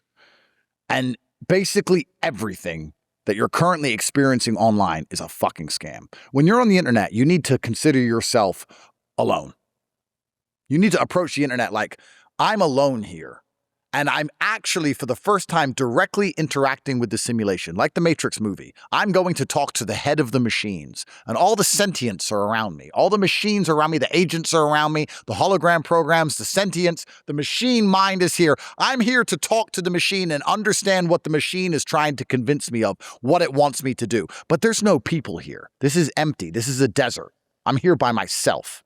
Because the feed, the algorithm that I am being fed, may not have any real people on it at all. And the other real person who's logged in has a brand new algorithm, different than me, a different For You page, and he has a whole new different set of bots convincing him of different things. The liberals have their circles, the conservatives have their circles, we're at war, everyone has their own circles, reading their own bots, feeding them their own things. No one's talking to each other, we're all isolated. Everyone's by themselves. If you accidentally cross over into someone else's sphere, you just read all the crap that's being sent at them and you join in. None of it's real anymore. How have the governments, as completely corrupt as they are, remained in power? Considering we now have unlimited access to information and can communicate instantly globally around the world with anyone. So how the fuck did the people who are corrupted to the core stay in power? Surely the internet was a panic moment for them. Surely they thought we have to shut this the fuck down. But now it's bigger than ever. Are the people who are in charge of the entire planet stupid? I mean, people seem to sit, they go, our politicians are idiots. Look at the state of the country. You think it's fucked because they're dumb? Or do you think it's fucked because they want it fucked? Like, are you so ignorant that you think they're ignorant? They run the fucking world. And if you're a smart person who's not in their club and starts to do really amazing things, you end up joining their club. So let's also argue, not only, I'll ask you a question. Are the people in charge of the world idiots? If the answer to that is no, my next question is, are the people who are in charge of the world pretty good at convincing all of the world's best talent to join them? I mean, considering they can shoot you in the fucking face. The answer is yes. So the best people on the planet do what? They rule the world. So are we going to sit and pretend that they've just let us all get this big group, this big club, where we can all sit there and just talk to each other and fucking, oh, hey, I think, and just work it all out? The Arab Spring, which was a revolutionary moment in world history, was all caused by the internet. When Tunisia and Egypt and all these countries started overthrowing their leaders in 2015, I think it was, or 2005. I can't remember if it was 10 years ago or 20 years ago. I think it was 10 years ago, 2015. That was all an internet-led protest. The internet itself was the weapon used by the U.S. government to overthrow all these other governments. The America got a fucking hard-on and thought, we don't need to even bomb countries anymore. We can just set up fake accounts and we can cause riots anywhere and we can control everything. And then Donald Trump won the presidency in 2016 and they were like, oh shit, the internet was now used to choose an American president that we didn't want.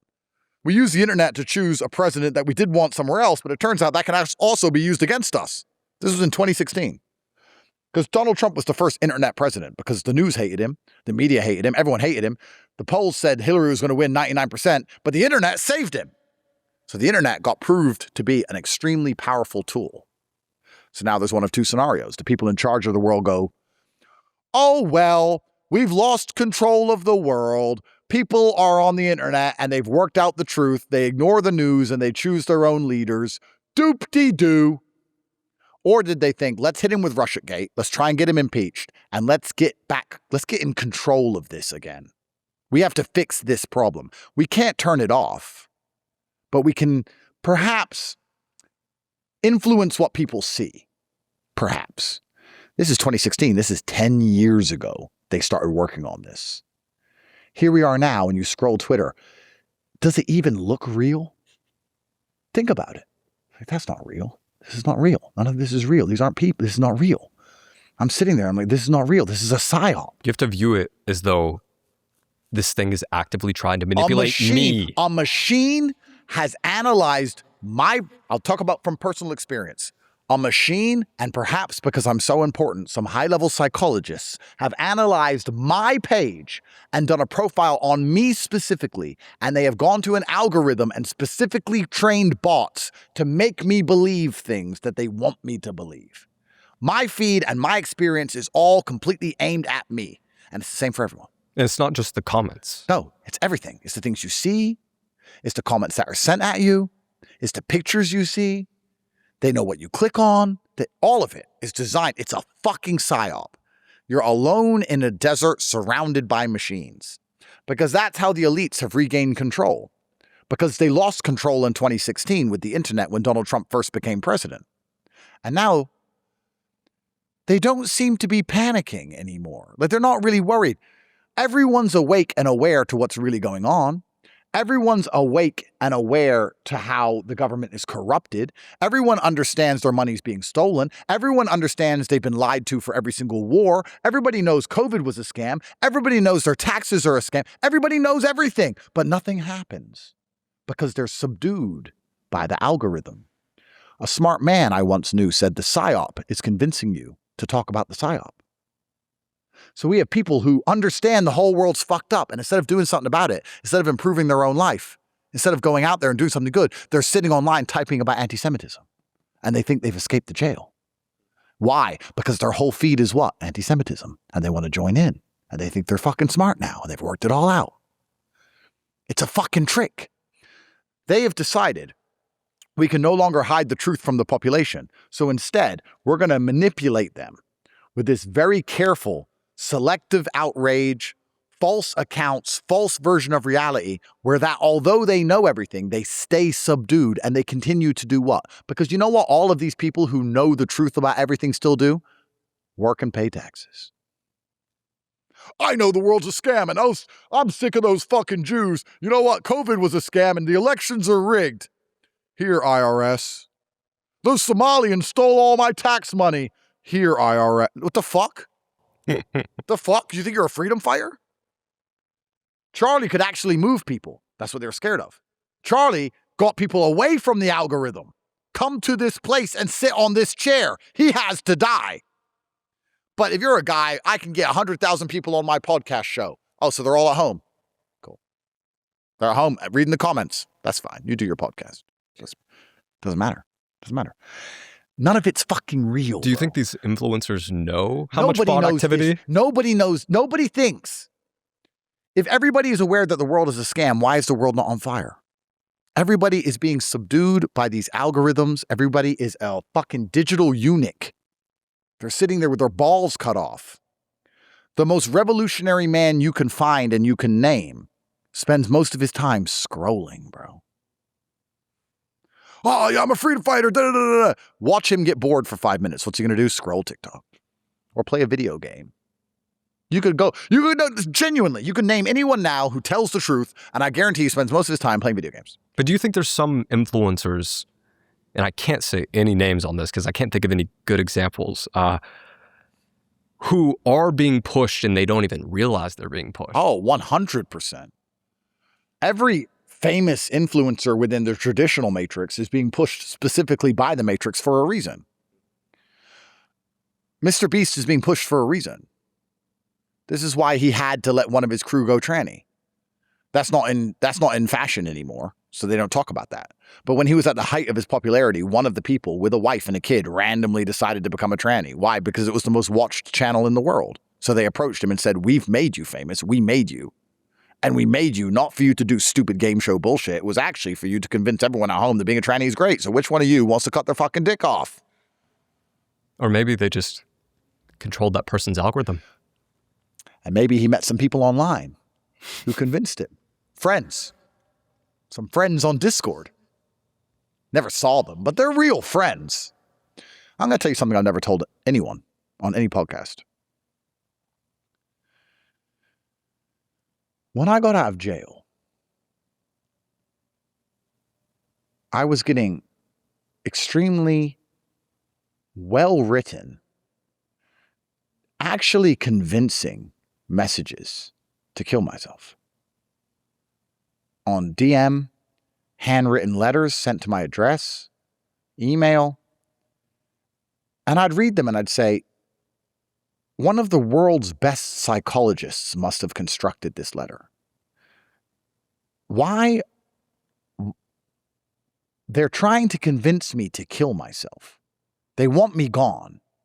And I'd be reading these letters and I'd sit and say, no man would have written this way, and no woman who's never met me could even think this way. This is a Psy-Op. A psychologist and his team sat there and thought, we've watched all his videos. How do we convince this man to finally just give up? He's locked in his house. He can't get out. He's looking at all these charges. He's facing 10 years in the worst jail in Europe. He'll probably get stabbed to death in there anyway.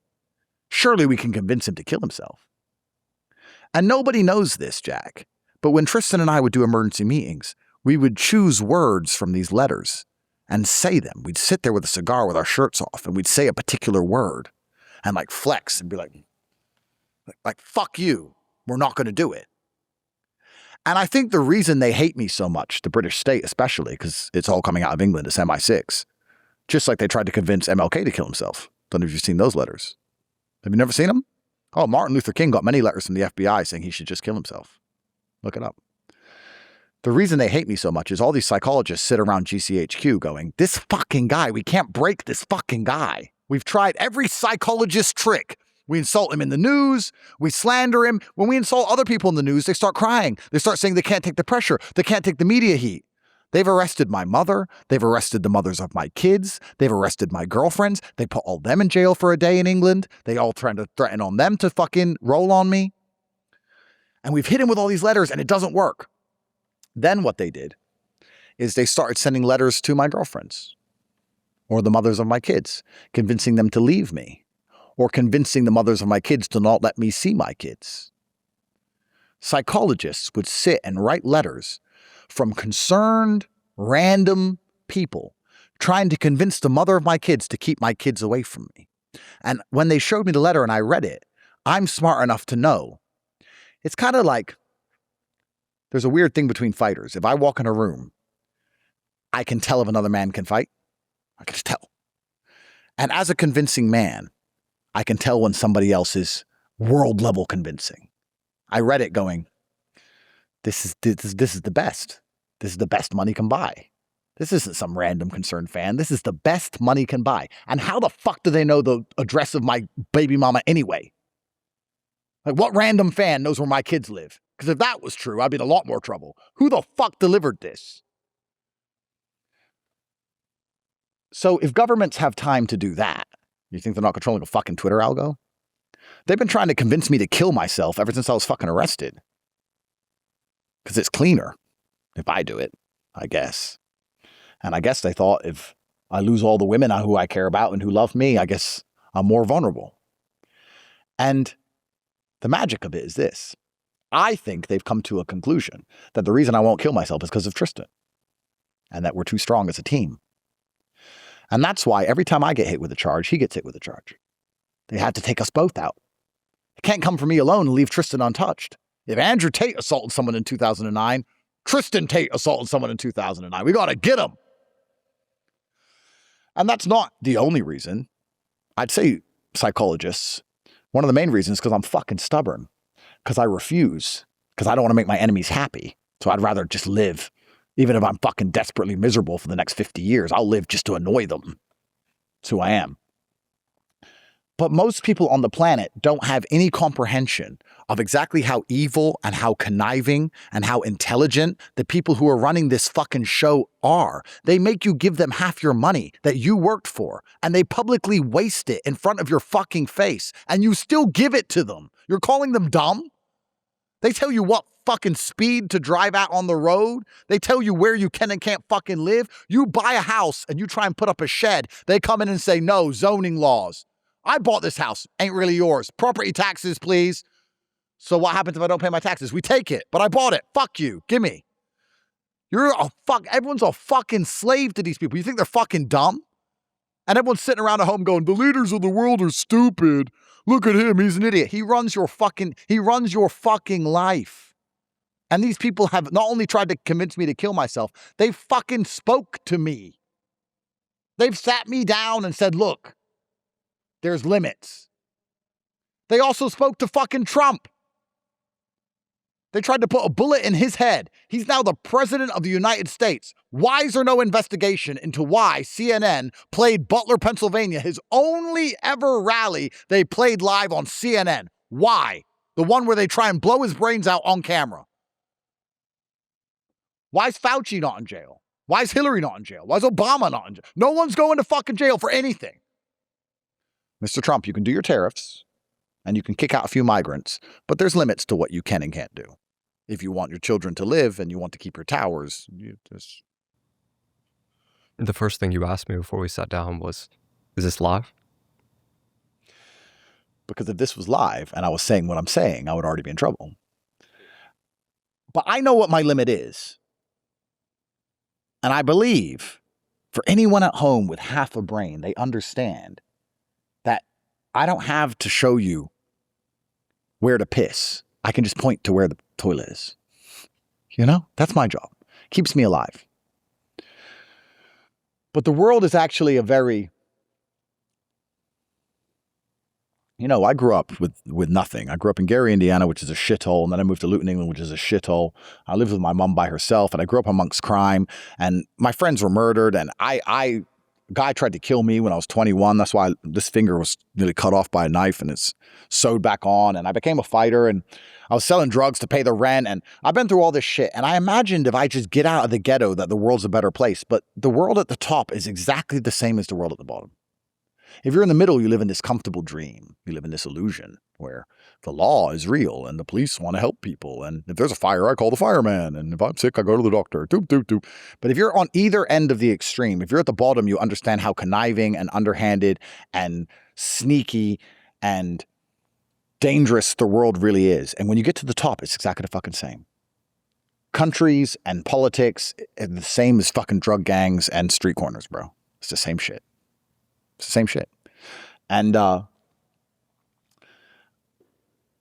reason I told the story about the letters and the messages on Twitter trying to convince me to kill myself is that earlier today, I was sitting there looking at a Psy-Op unfold on my feed related to this video, understanding what they're trying to convince me to do. Because my father had a quote, which I read every day.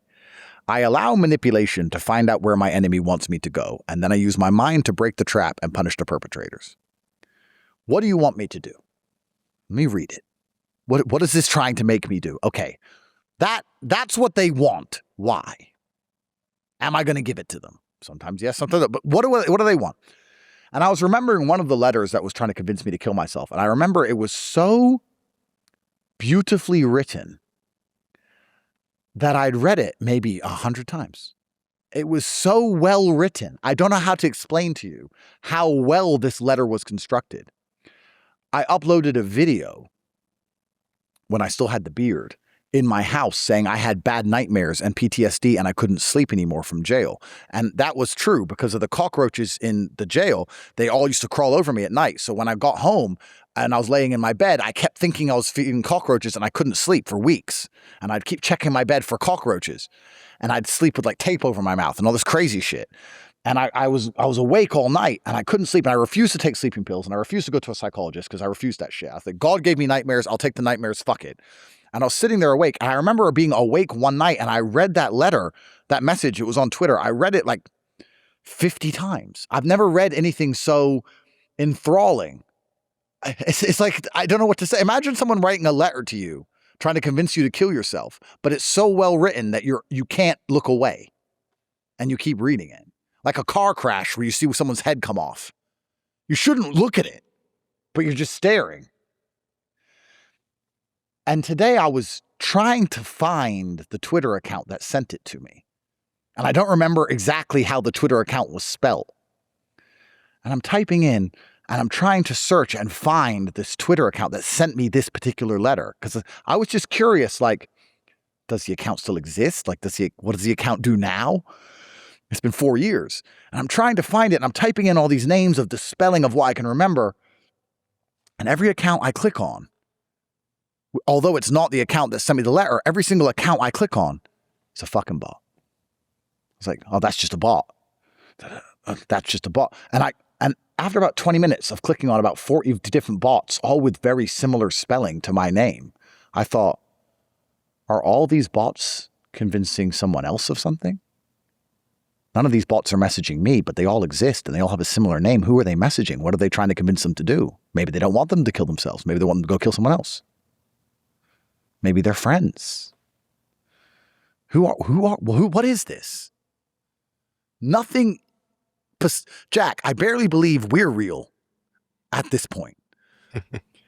People who are not in my position and don't know what I know aren't even smart enough to sit there and go, I shouldn't really have an opinion on what Tate's doing or what he's saying or why he's doing it because I don't have a fucking clue what's going on. I saw the Nightclub video. Here's what you should have done. You don't even have a fucking clue. You think that video went viral on accident and that the comments are real and that people don't even understand the fucking game we're playing. And this is how,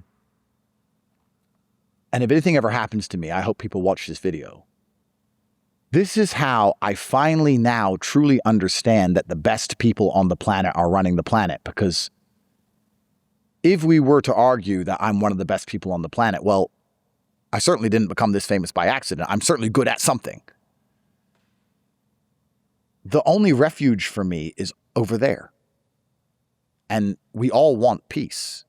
No matter how big of a tough guy you are, you want to sleep in your bed at night.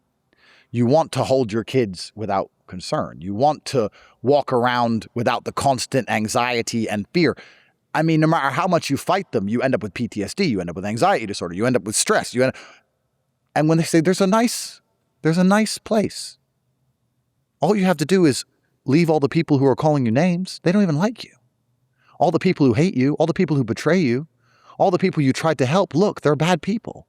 That's why we do it to them, but you're not like them. They're bad people. That's why they get what they deserve. You can have all the money. You can have all the fame. You can have anything you want. All your problems will go away. You can have everything. Why are you sticking up for these peasants? Why are you sticking up for these horrible people? They don't even like you. They're mean to you. Andrew, you know better than this. We don't want anyone to get hurt, Andrew. We just want the country to be stable. Why don't you come lay over here? Come over here with us. And you understand why everyone eventually just goes over there with them. Andrew, how did you go from talking to Bonnie Blue to this podcast right now? But I will ask you this. What? No. I'm going to answer that.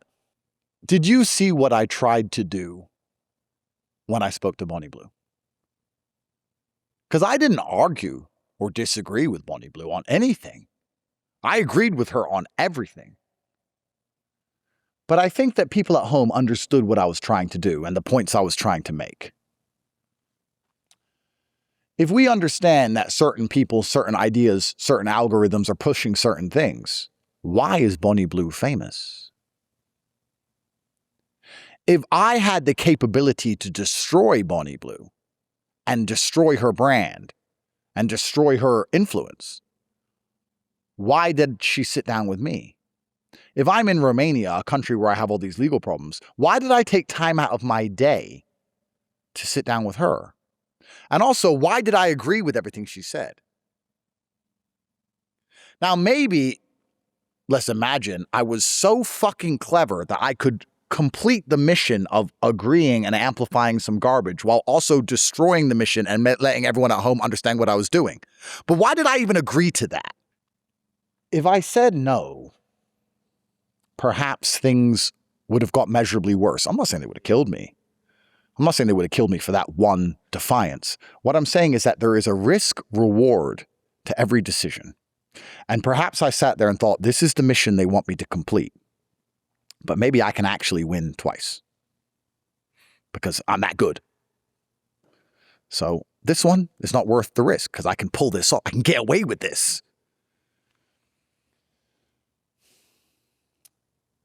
Otherwise, why the fuck would I talk to her? And that's why I went from that podcast to this one. Do you think the lie is different at every level? That's an amazing question. And yes, absolutely.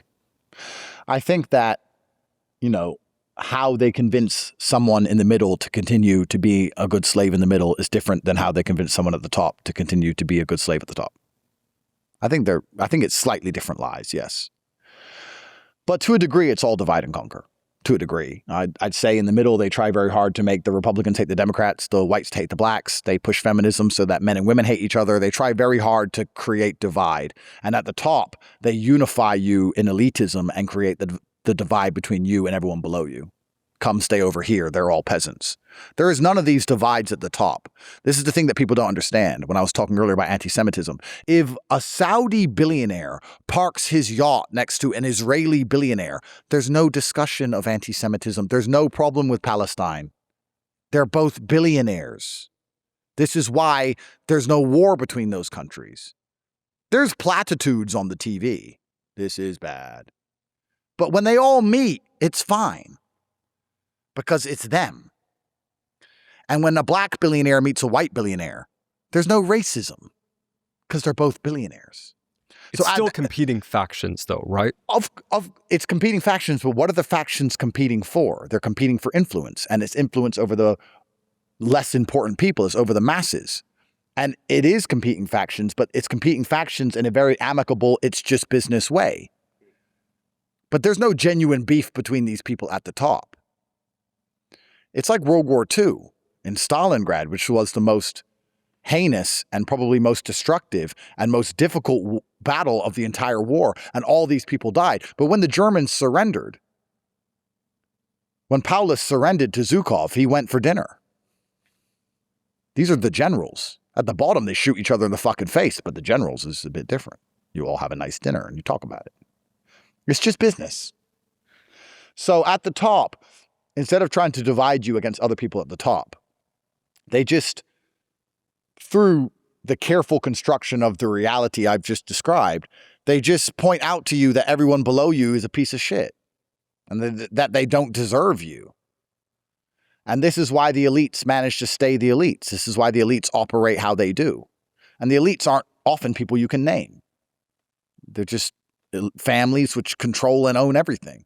I have this habit, because I have so much money, and I try and find things to buy, because there's actually nothing to buy. I have every car on the planet. I have like all the $6 million cars. You think a $6 million car? Well, I have 9 $6 million cars. I have everything. I have all the diamond watches. I have jet, bow. I'm rich. So it's like, but I'm still like from the streets. So I'm like, I need to buy stuff. So I like go on these really expensive auctions and try and like buy diamonds and buy shit. And the most expensive things you can buy is art, but maybe I'm just not sophisticated. Art doesn't do it for me. I don't give a fuck about painting. But I watch these auctions live from my laptop with $10 million loaded up in some account to just spunk on crap. And I watch people buy paintings for like $42 million. And then it says buyer anonymous. There are people every day spending hundreds of millions of dollars on a fucking painting, and they don't even want to flex it. Unlike me, who puts on the diamonds like a dumbass, they don't even want to show it off. They're like, you know what? Don't even tell anyone. Just put it in the hall. Who's going to see it? I don't know. I got like 3 friends. They'll see it. These people rule the fucking world. They rule the fucking world. They're the ones who hire the guy who writes the fucking letter that I can't stop reading. They're the ones who decide who sees what on which algo. They're the ones who decide who lives, who dies. For anyone who doubts what I'm saying, let me ask a very simple question. Do you think Epstein killed himself? Well, Epstein didn't kill himself, did he? Or did he? I'm a dummy. I'm an idiot. I'm just a kickboxer. I don't know. Maybe he was a financier.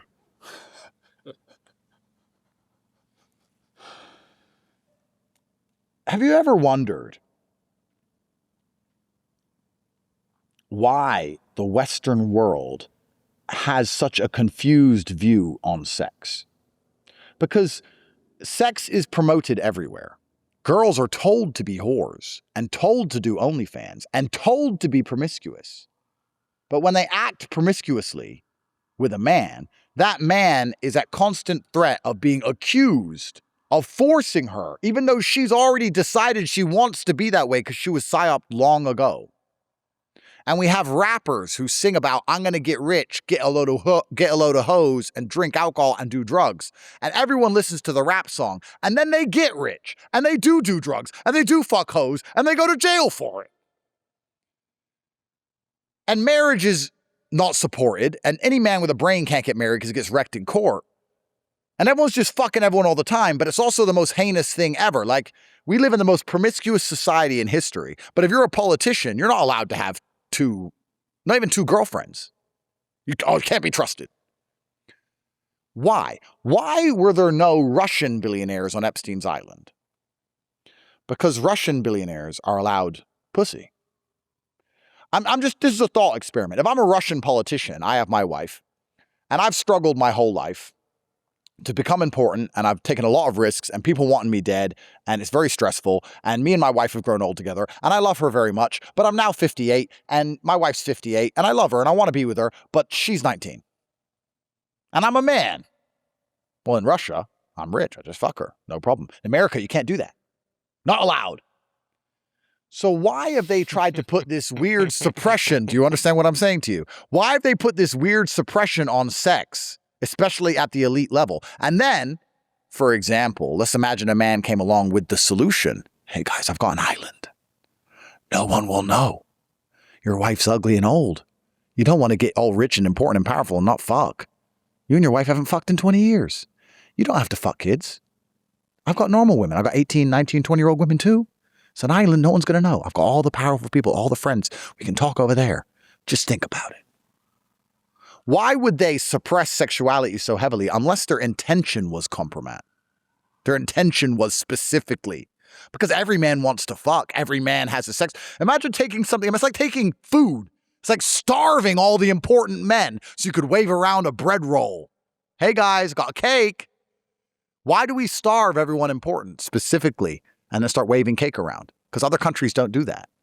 But in the West, they've got the population so psy-oped. If I were to say to you right now that the president should be allowed to have any beautiful woman he wants, he's the fucking president.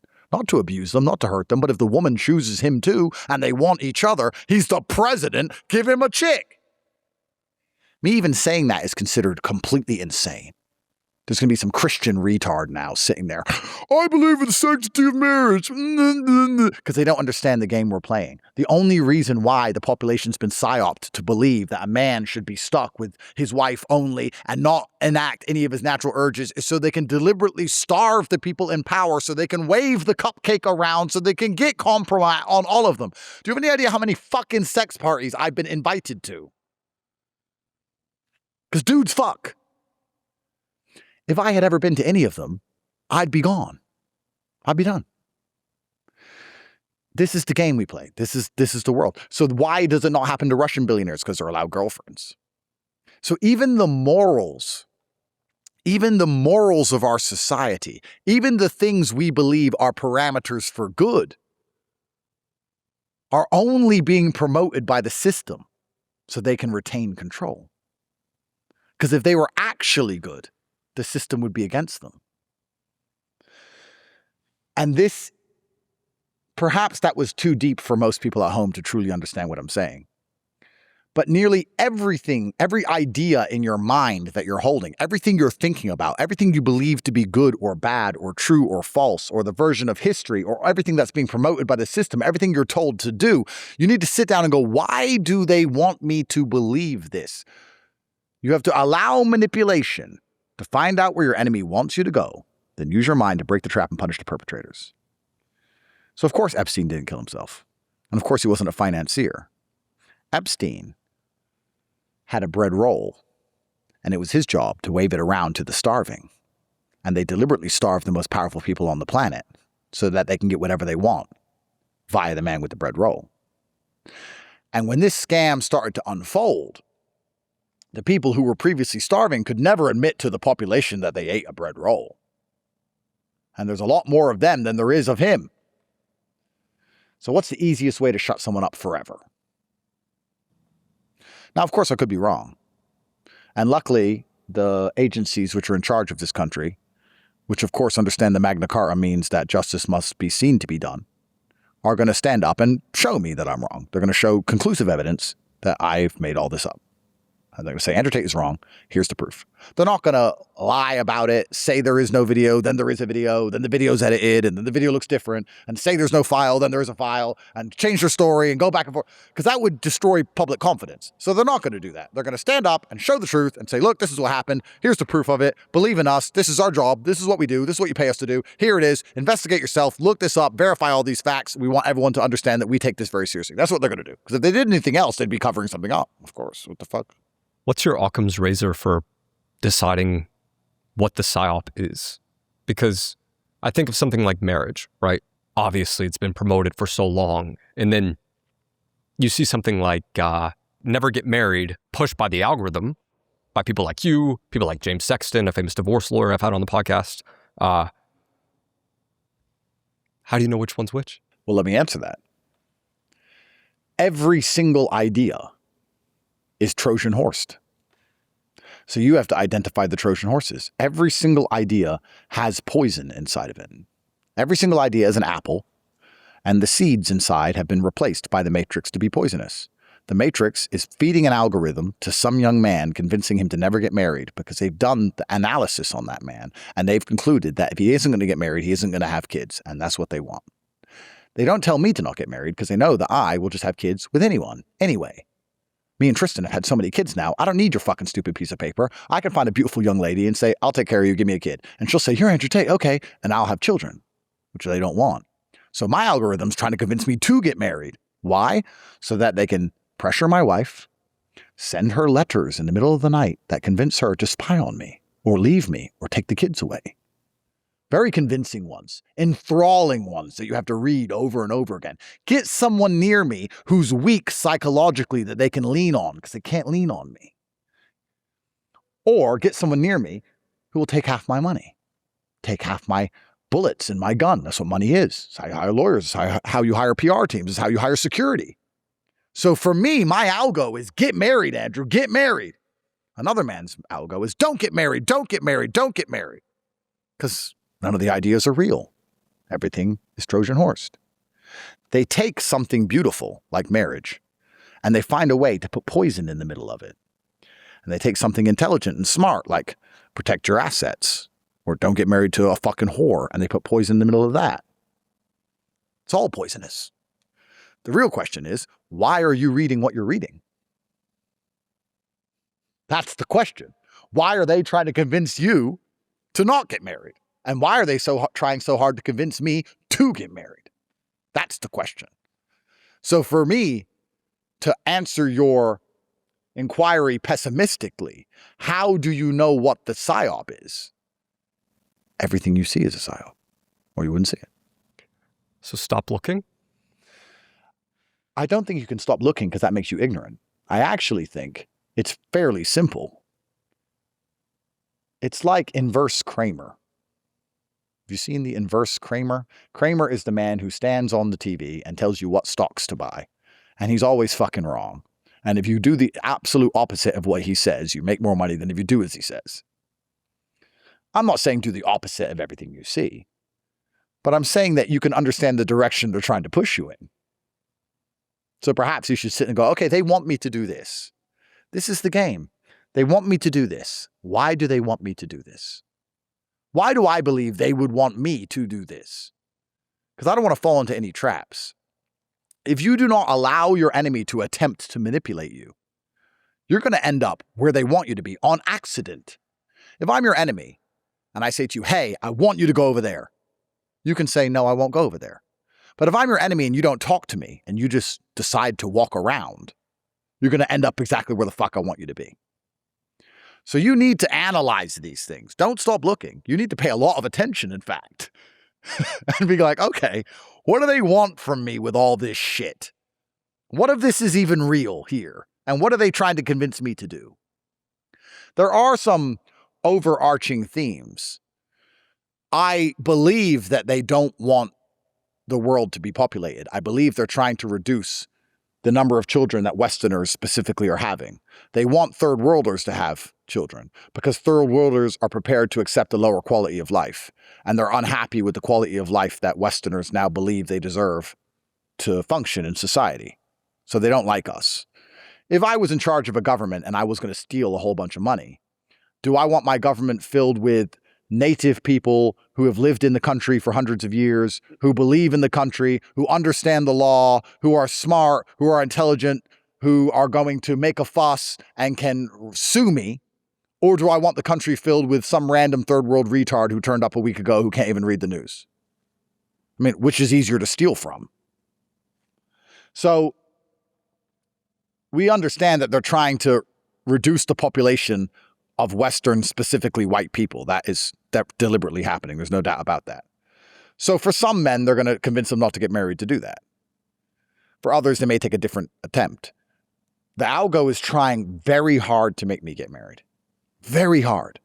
Because they've come to the conclusion that Andrew Tate is not pushed by the number one reason people get married. Most men are pressured into marriage because they want children. Andrew will have children without the marriage. And most men are pressured into marriage because the woman nags them into it. Andrew Tate can't be nagged. So most men then also conclude that they need to end up getting married because they can't get offspring from females without the marriage. But Andrew Tate is so well known and so famous and so rich that women agree to have his kid any conditions he says. He can meet a woman and within a week say, we're going to have a baby. I'm going to take care of you. You're going to delete social media. Here's a mansion. Here's a Bentley. This government has agreed to protect me. You're going to stay here and I'm going to go around the world and risk my life. And if anything happens to me, $25 million gets transferred to your account. Please make sure my child remembers me. Love you. So I'm getting done what I want to get done without the marriage. So they're sitting there going, but we need him to get married. We want him to get married. So how do we use the algo to convince him to get married? Well, there's Christian accounts telling me I'm a bad dad if I don't get married. And there's men saying that I'm a misogynist because I won't marry a woman. And then there's women saying that my women will love me more if I finally do it. And then there's letters in my inbox saying that they found out who one of my women is and she's so beautiful and she loves me so much. And, you know, maybe I should consider settling down, and all these problems in my life come from women. And if only I got married, then I could settle down. I wouldn't have these problems anymore, and all these fake accusations from these girls. And they're trying to convince me. Why do they want me to get married? So they can lean on my wife, so they can send her enthralling letters. She might even stab me in my fucking sleep. Who knows? Why do they want to get this person next to me so badly? Have you heard the insane conspiracy theory that Erica worked for the CIA? Erica Kirk? I mean, supposedly she was in a CIA video 10 years ago. Really? How did those two meet? Where? I mean, if there was a guy who had massive influence and you had to put someone next to him all day, every day, who could report on what he does and talk about what he's saying in private and try and influence him in certain directions. Interesting. I don't know. Weird. But on top of it all, I can't say that part.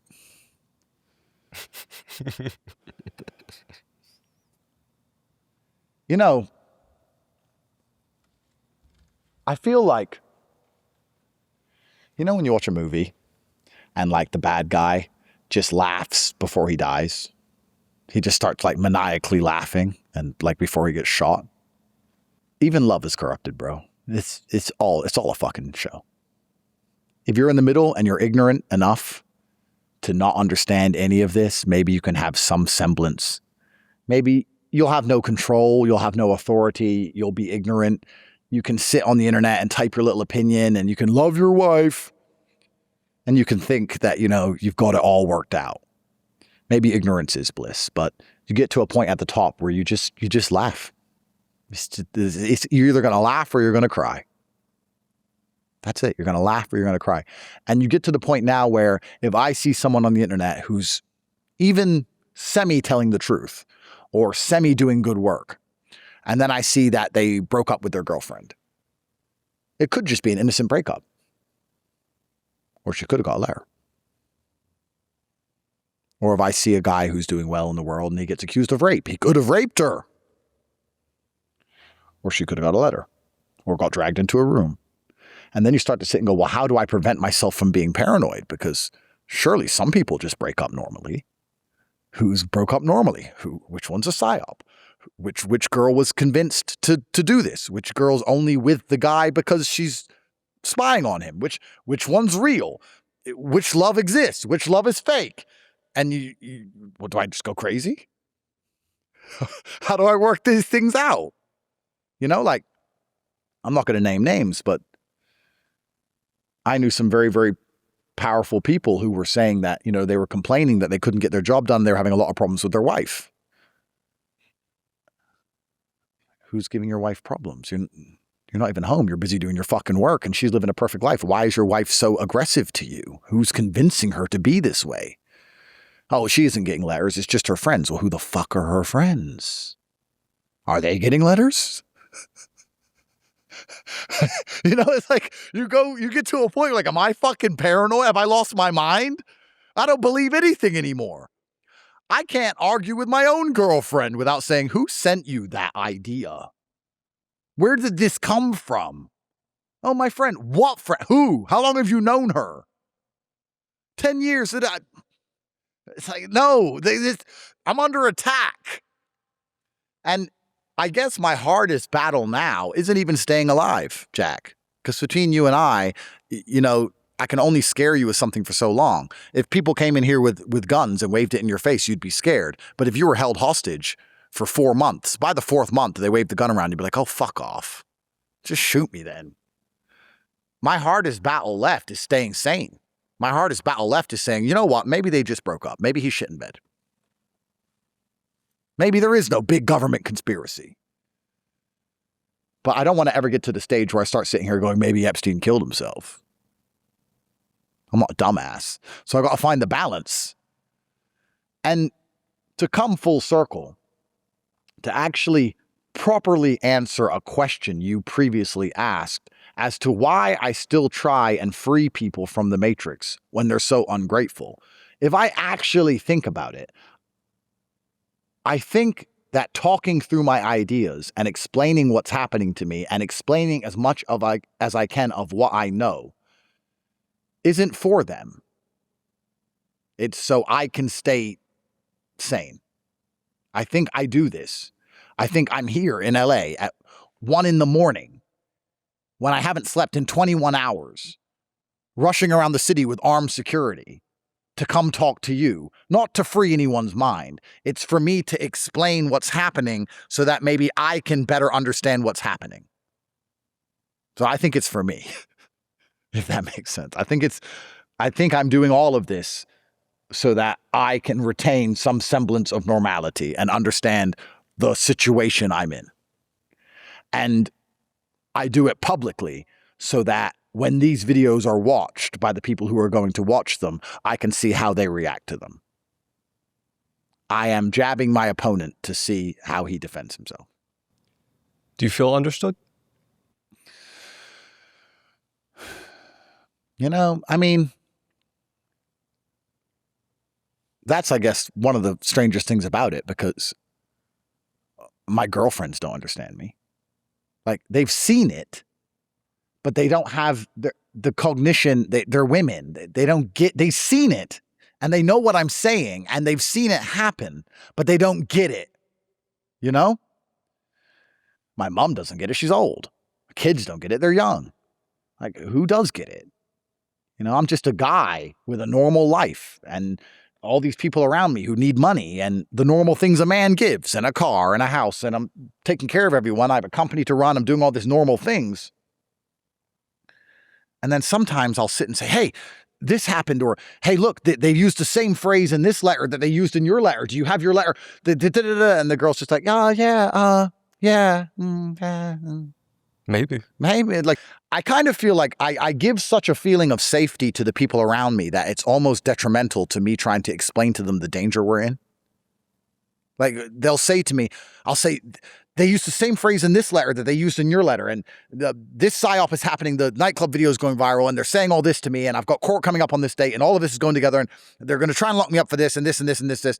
Yeah, but you're so smart and you're so strong. You've got it. Thanks. I don't have it. I'm fighting the fucking government. I'm fighting the United States government. I don't know which government. Am I British? Whatever. And it's like they have so much faith in me because they love me so much that they're trying to reassure me, but it actually frustrates me. You know? They're like, oh, yeah, but you know, you're going to do it. I'm like, oh, fuck off. You're useless. Fuck off. Like, they don't know what's going on. And I guess as a man, it's my job for them to not know what's going on. That's what a man says, right? If you're a man and you've got your girl and things are in trouble, you say, don't worry, I got it. Don't worry. But I've done too good a job of that. So they're like, you've got it. I don't know if I have it, to be honest. It's an evolving situation. I'm not understood by a lot of people who I'm trying to protect. I'm the umbrella, so I'm just trying to keep everyone out of it. Tristan understands, of course. But besides Tristan and maybe the people at home, and only 10% of people who watch this will understand. Most people watching this are not going to get it. It's going to go over their heads. They're just going to sit there like fucking retards. Overestimation. Yeah. And most people are just not going to understand what I'm even talking about. So, no, I'm not understood. I'm understood. You know, let me ask you a question. Would you argue that most people want to feel understood? That's quite comforting, right? To feel understood. Do you know who understands me? Who? People who are doing it. The other team. People who are saying, just come over here. Look, they don't understand. We get it. And also we get things you don't yet get. There's so much about the world and how it all works. And maybe you can help us. That Jack Neel guy has got a pretty big podcast, you know. You've met him a few times, Andrew. Maybe you can go do another one. Maybe you could say this. Maybe you could say that. Maybe you could go do a podcast with this beautiful young lady. Her name is Bonnie. You don't have to feel schizophrenic anymore, Andrew. Yeah, you don't have to be crazy anymore, Andrew, because everyone thinks you're crazy and that you sold out and that, you know, you're losing your mind. You don't sleep much and you can't work out what's true and what's false and you're worried about all these things and you only live one life and you're just sitting at home just trying to analyze every conversation. Every time a waiter brings you a drink, you're analyzing the conversation and you're worried about, you're watching his hands as he puts the coffee down to make sure he doesn't reach for anything and you have security around you everywhere you go and, you know, why do you want to live that way? For what? Who are you helping? What's the whole point of all of this? We understand you, Andrew. We understand. No one else is this paranoid. No one else with your fame and money doesn't seem to be so worried about these things. Why are you so worried about these things? Andrew, I have a gift for you if you want it. Do you promise it will not explode? Hopefully not. No, that's a bad thing to say. What do we have here? Ha. I'll just Year of the Snake. I'll say it briefly, yeah. I just do want to say thank you because... Wow.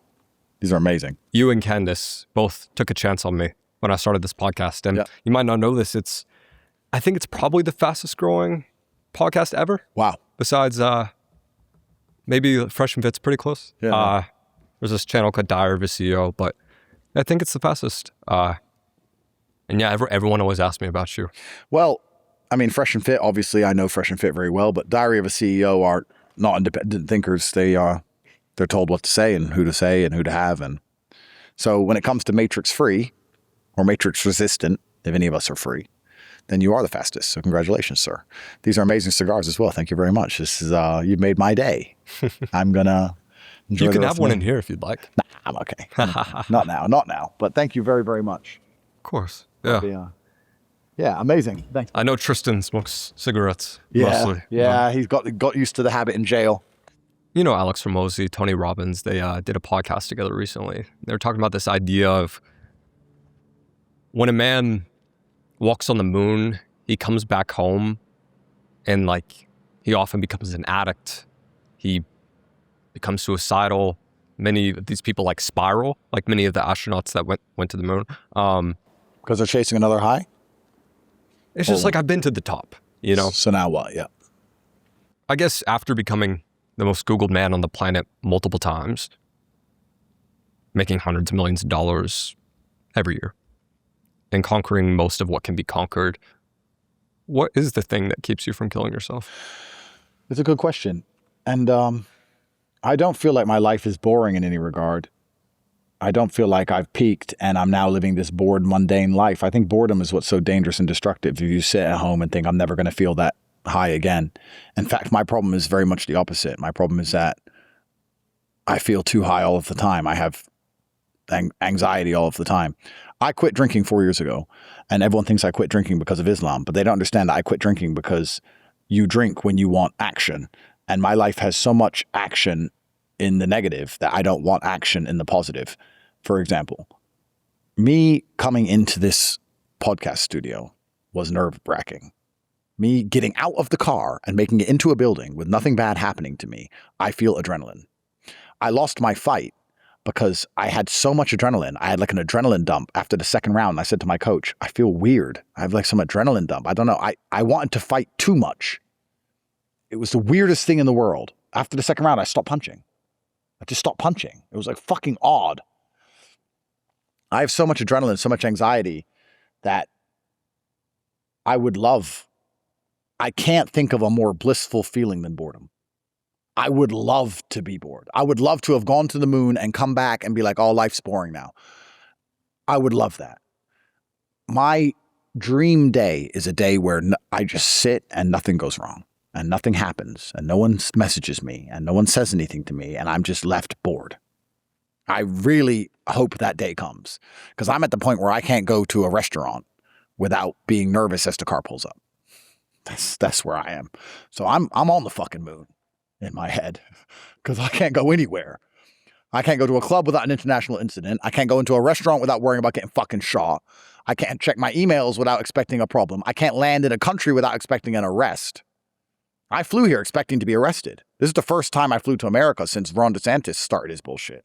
All his bullshit he did, and I flew into Miami. I fly in. When the plane comes down, everyone's like, yay, we landed. I'm like, jail. Our last podcast, you guys got arrested like a couple days later. Well, Jack, let's hope it's not a pattern. Otherwise, we know what comes next. And then when I go to jail, I'm like, well, I hope they don't kill me in this cell. Hope I don't hang myself. I would never kill myself. If I hang myself, I got assassinated. So my life is a roller coaster. I understand the point, but I'm not fortunate enough to suffer from that consequence. I haven't been to the moon and come back home to a picket fence and a happy little life and I just sit there bored. That doesn't happen to me. I don't have that. I'm still on the moon, dodging bullets. How do you stay motivated to keep winning? Well, I have a responsibility to stay alive primarily for the people who need me. I think that's the reason they're trying to convince young men so heavily to not have kids, because when you have kids, you are prepared to defend your society and your home and your street and your town and your country to a different level than when you don't. If you don't have children, you can say, you know what, I'll move to Japan. America's done. I'm out of here.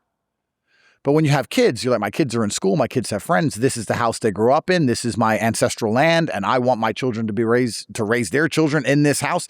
Kids are everything. What is the point of anything? What is cars? What are movies? What are podcasts? What are jets? Children are your future. Children are everything. Children are the reason you and I exist. They're our point on this planet. As biological organisms, our primary objective is to reproduce before we're gone. Kids are everything. So I can't die because my kids need me, which is why they don't want men to have kids, because then you're a problem for the system. They want you to stay childless and smoke weed and play video games and watch porn and believe the algorithm you read, because now you're subdued. So it doesn't matter what you know if you're not going to take action. It doesn't matter what you know as true and false because you're not going to act on either one. So who gives a fuck what you know? You're a nobody. So children are the primary reason. And the second reason is because I've been blessed with mental fortitude. And, 99% of people who complain about how I handle my situation, if they had been through what I've been through, would have killed themselves. 99% of people would have. People have killed themselves for far less. So 100%, there's a large percentage of people who would have just said, I can't take this anymore. It's never going to end. I'm going to top myself. Remember, the time I felt it the most And I said this on PBD, so I'll say it again. The time I felt it the most was when I was on house arrest. I've been arrested by the Romanians twice. I've been charged with 21 crimes, and the Brits issued an extradition warrant. And I went to jail again for 24 hours, and the Romanian judge said that we're not going to send him to England until his Romanian case is finished. And I said to my lawyer, what does this mean? And he said, when you finished all 21 charges in Romania, they're going to send you to England. And I said, so what, if I go to jail? He goes, of those 21 charges, if you get convicted to jail, you're going to serve 10 years in jail in Romania and then go to England back to jail and start all your criminal cases in England. And I was like, what if I don't go to jail? He goes, well, then you're going to go to court for years. And after that, when all the charges are done, you're going to not go to jail and get sent to England and do your criminal case there. I said, so you're telling me for the next 10 years of my life, I'm going to be locked in my house, locked in jail, or going to court in 2 different countries, looking at 33 different crimes, 33 different legal cases for 10 years? And he goes, yeah. And then I got there. And that was one of the days where my invincible armor, you know when you like fight a final boss in a video game and you're shooting at him and it does nothing? I went from 100% power down to maybe 99%. That day. Next day I was back. I'm too stubborn to kill myself. I'd rather kill them. If I'm going to start killing, let's go. This might be kind of out there, but do you feel as though someone is monitoring your spiritual state? That's a great question. I think that's one of the reasons why they've tried so hard to make the women close to me leave me. Because I actually believe a woman's love is a shield in many ways. Although I just said they can be annoying and sometimes patronizing with their optimistic belief in your superhuman capabilities when they believe you can defeat a government by yourself and it's going to be okay. That's true. But you know when you're sick, you need a woman. When you're sick, you don't call your boys. You call a chick because you're sick. They have like a healing quality about them. And I think that one of the greatest shields I have, in fact, I'm going to change that and say I know, is the love of the women who I know. Because I just said I wouldn't kill myself because of my children. Well, I have a whole bunch of baby mothers who have a whole bunch of kids and they all love me and they all adore me. It gives me power. So I think that's how my spiritual state is monitored and protected, is all of these women who rely on me and adore me, and all of these children who I've birthed who adore me.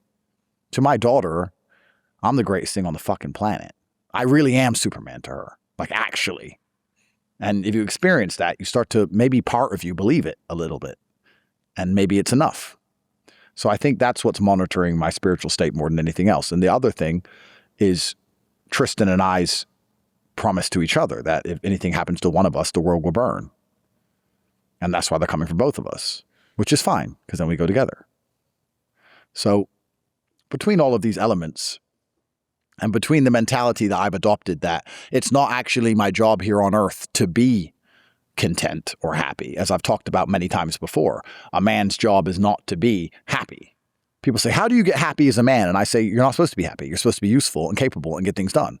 Perhaps my usefulness and capability is being used for what God put me here for. And I'm doing it, and I suffer to do it, but that's life. I'm really not concerned with how I feel too much. I just want to stay capable.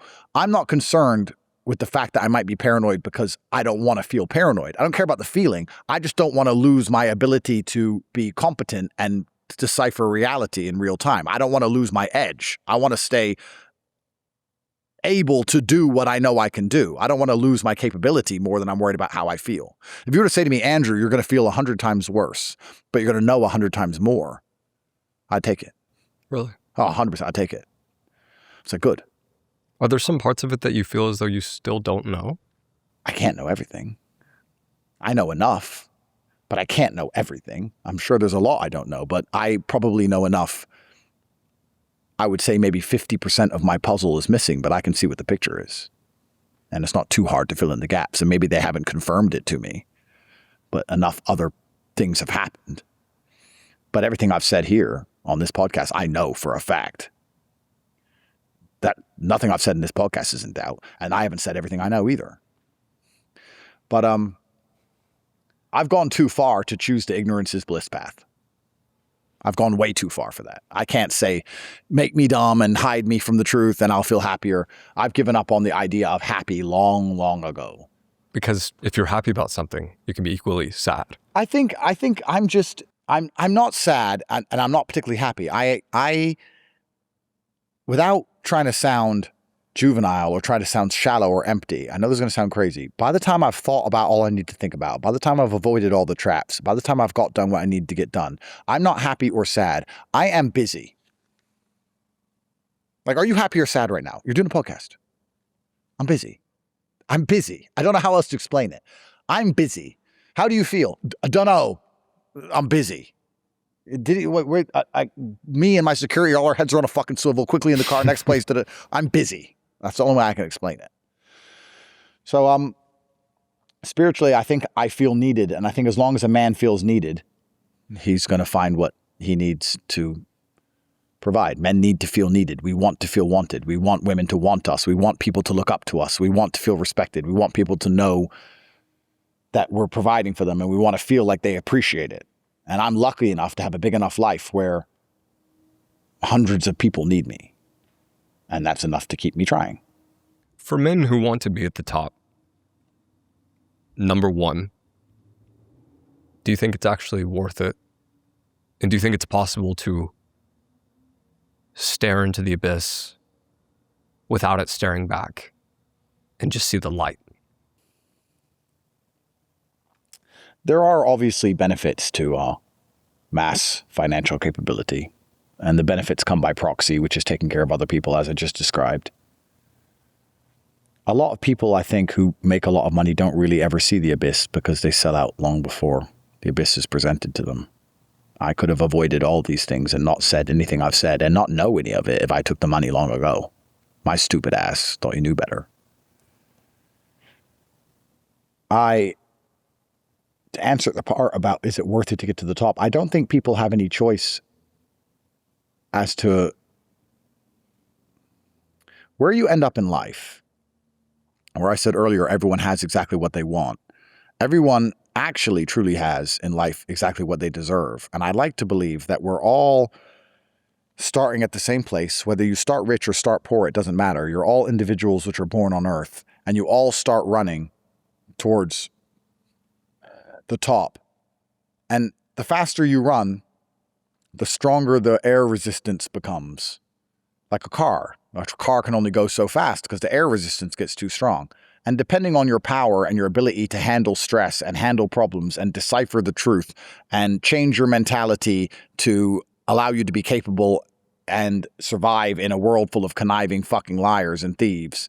And as you go forward, most people, the pressure gets too much and they just stop where they are. Because the pressure's too much, and that's where they're going to exist. And some people exist at the very bottom because the pressure's too much to even have a basic job. And some people are stuck in the middle because they can have a job and they can be a manager, but the pressure's too much to start a company. And some people get up here and they're well known and they're famous and they have some money and they're in movies, but the pressure's too much to find out the truth and look into the abyss. And some people are just too fucking strong for their own good and they keep pushing and pushing and pushing and pushing. And then perhaps they get to a point where the air pressure's so hard that they can do a podcast with Jack Neel and they can say half the truth, but they can't tell everything because even for them, the pressure's too much. Even though they're one of the strongest people on the planet, even though they moved the entire world and shifted the Overton window, there's still so much pressure coming back at them and they're just one fucking man that is too much even for them, and that's enough and they have to stop. So maybe where we end up isn't even really up to us almost. We're all trying and it just depends where the weight gets too much to bear. If the weight was too much for me to bear long ago, I could have taken $500 million and just wore pairs of Levi jeans and fucked all this off. But I'm an idiot. And I thought I was a tough guy. And I kept going. And now I'm at a point where the weight is so heavy. I mean, have I stopped moving forward? I don't know. But I've stopped saying everything I know. I used to say everything I knew in my brain. Me too. When I started this journey, I was saying everything I knew. And now I say 30% of what I know. But I'm telling more than I did back then. So I'm hiding 70%, but my 30% now is more than the 100% of the beginning of the Tate brand, of when I was the most famous. So I guess in some ways you could say he's not saying everything, he's selling out. But in other ways I say, well, I'm telling you more than I've ever told. So which one is it? if I tell 100%, well, then the game's over, right? And you think, oh, well, I'll tell 100% and the whole world will crumble and change. But I've learned that everyone's just a eunuch and the algo's got them all under control. If I told everything I know on this podcast, it would be viral for 2 days and then no one would do anything. And then they'd say, here, IRS, and I'd die in a plane crash. Even if you said it, people wouldn't believe you. And the world continues as normal. So what's the fucking point? Nobody does shit because everyone knows enough to riot and they ain't doing that now. So what the fuck? Nothing's going to change. They're going to sit there and go, even if they believe 100%. So they go, wow, that's crazy. Have you seen that? Wow. Video games. So what the fuck? And then I die. So I think the air pressure is at a point now where luckily I'm ahead of most other people. I'm ahead of nearly everyone else. I don't see anyone else on podcasts talking about this shit. And I watch podcasts to see if anyone will. You know, like I see like the name of the people who might talk about this shit and I watch it and I'm like, not really, a little bit. There's a really good guy who does details. That's Mike Benz. He does a lot of details on how money moves around and how these NGOs are in charge of everything. If you want to understand how conniving and how sneaky the world is, Mike Benz podcasts, so he puts them on Twitter, are very good because he shows exactly how fucked up the entire system is. But from a perspective of a man they've attempted to recruit, I think I'm the only one. I don't see anyone else doing it. Maybe because they said yes, I guess. That's why they're in fucking movies. I guess that's why they're on Netflix. And I'm not. You know, I guess that's how it goes. Andrew, if every interview, every video, every tweet you've ever made was erased from the internet forever, and all you had was... I usually give people 60 seconds. I'll give you 3 minutes. What one truth would you share with the world? You know, I guess my downside and my difficulty is that I'm constantly linking ideas to ideas, so it's very hard for me to isolate an idea. That's why I can talk so long and so much, because I say something and I link it to something else, and it all comes together as a web. But as an individualized, isolated idea, I find it hard. I've always struggled with that.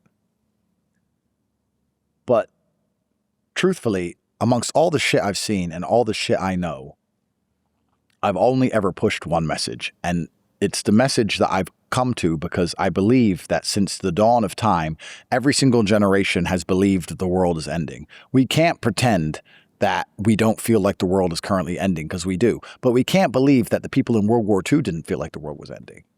Or the people in the Napoleonic Wars didn't feel like the world was ending. Imagine being in Rome in 2000 BC.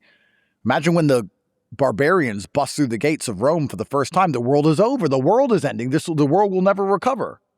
But the world limps forward and new empires are built and everything seems to come back, and then it's all destroyed again and then it comes back. It's the circle of life. So every single generation has believed the world is ending. And it seems that in my simplification of all of these hyper-complicated historical events and hyper-complicated problems, the only thing that's ever resisted enslavement or built a society worth living in has been bands of brothers, of good men who stick together, who are brave. The reason I push masculinity is not because I'm trying to be the world's biggest tough guy. It's because I actually believe it is resisting to the enslavement. I think that a bunch of men who say, we're not afraid of you. We don't believe you. We're not afraid. Make me scared. You can't. I don't care what you say I should do. I don't want to do it. That's only ever been the resistance that's ever existed. If you were in Vienna when the Mongols turned up to sack the city from the other side of the world, imagine people from 4,000 miles away on horses that look completely different to you, and they're there to kill all your women and murder everybody and set the whole place on fire. The only resistance was you and your boys getting swords and saying no. It's always been that way. And the reason we're in the trouble we're in today is because this is the first generation in history where there's no warriors. We always had warriors. There's the enemy. Get our guys together. Let's go fight them. Now I can't find anybody to fucking fight. It's just me up here. Everyone with an opinion on the internet doesn't want to fight. They want to turn on me. I'm standing at the front saying, let's go, guys. And they're saying, you're a sellout. Well, what the fuck are you doing? Why aren't you up here?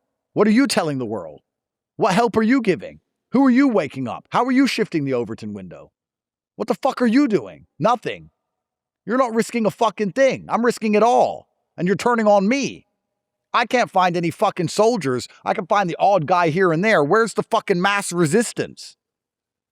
So when I'm trying to preach masculinity and saying to guys, look, go to the gym, get strong, resist, don't be afraid, speak what you think, resist the slave mind. I'm trying to say all these things, trying to inspire some fucking backup, some support. Masculinity is the answer to the trouble we are in.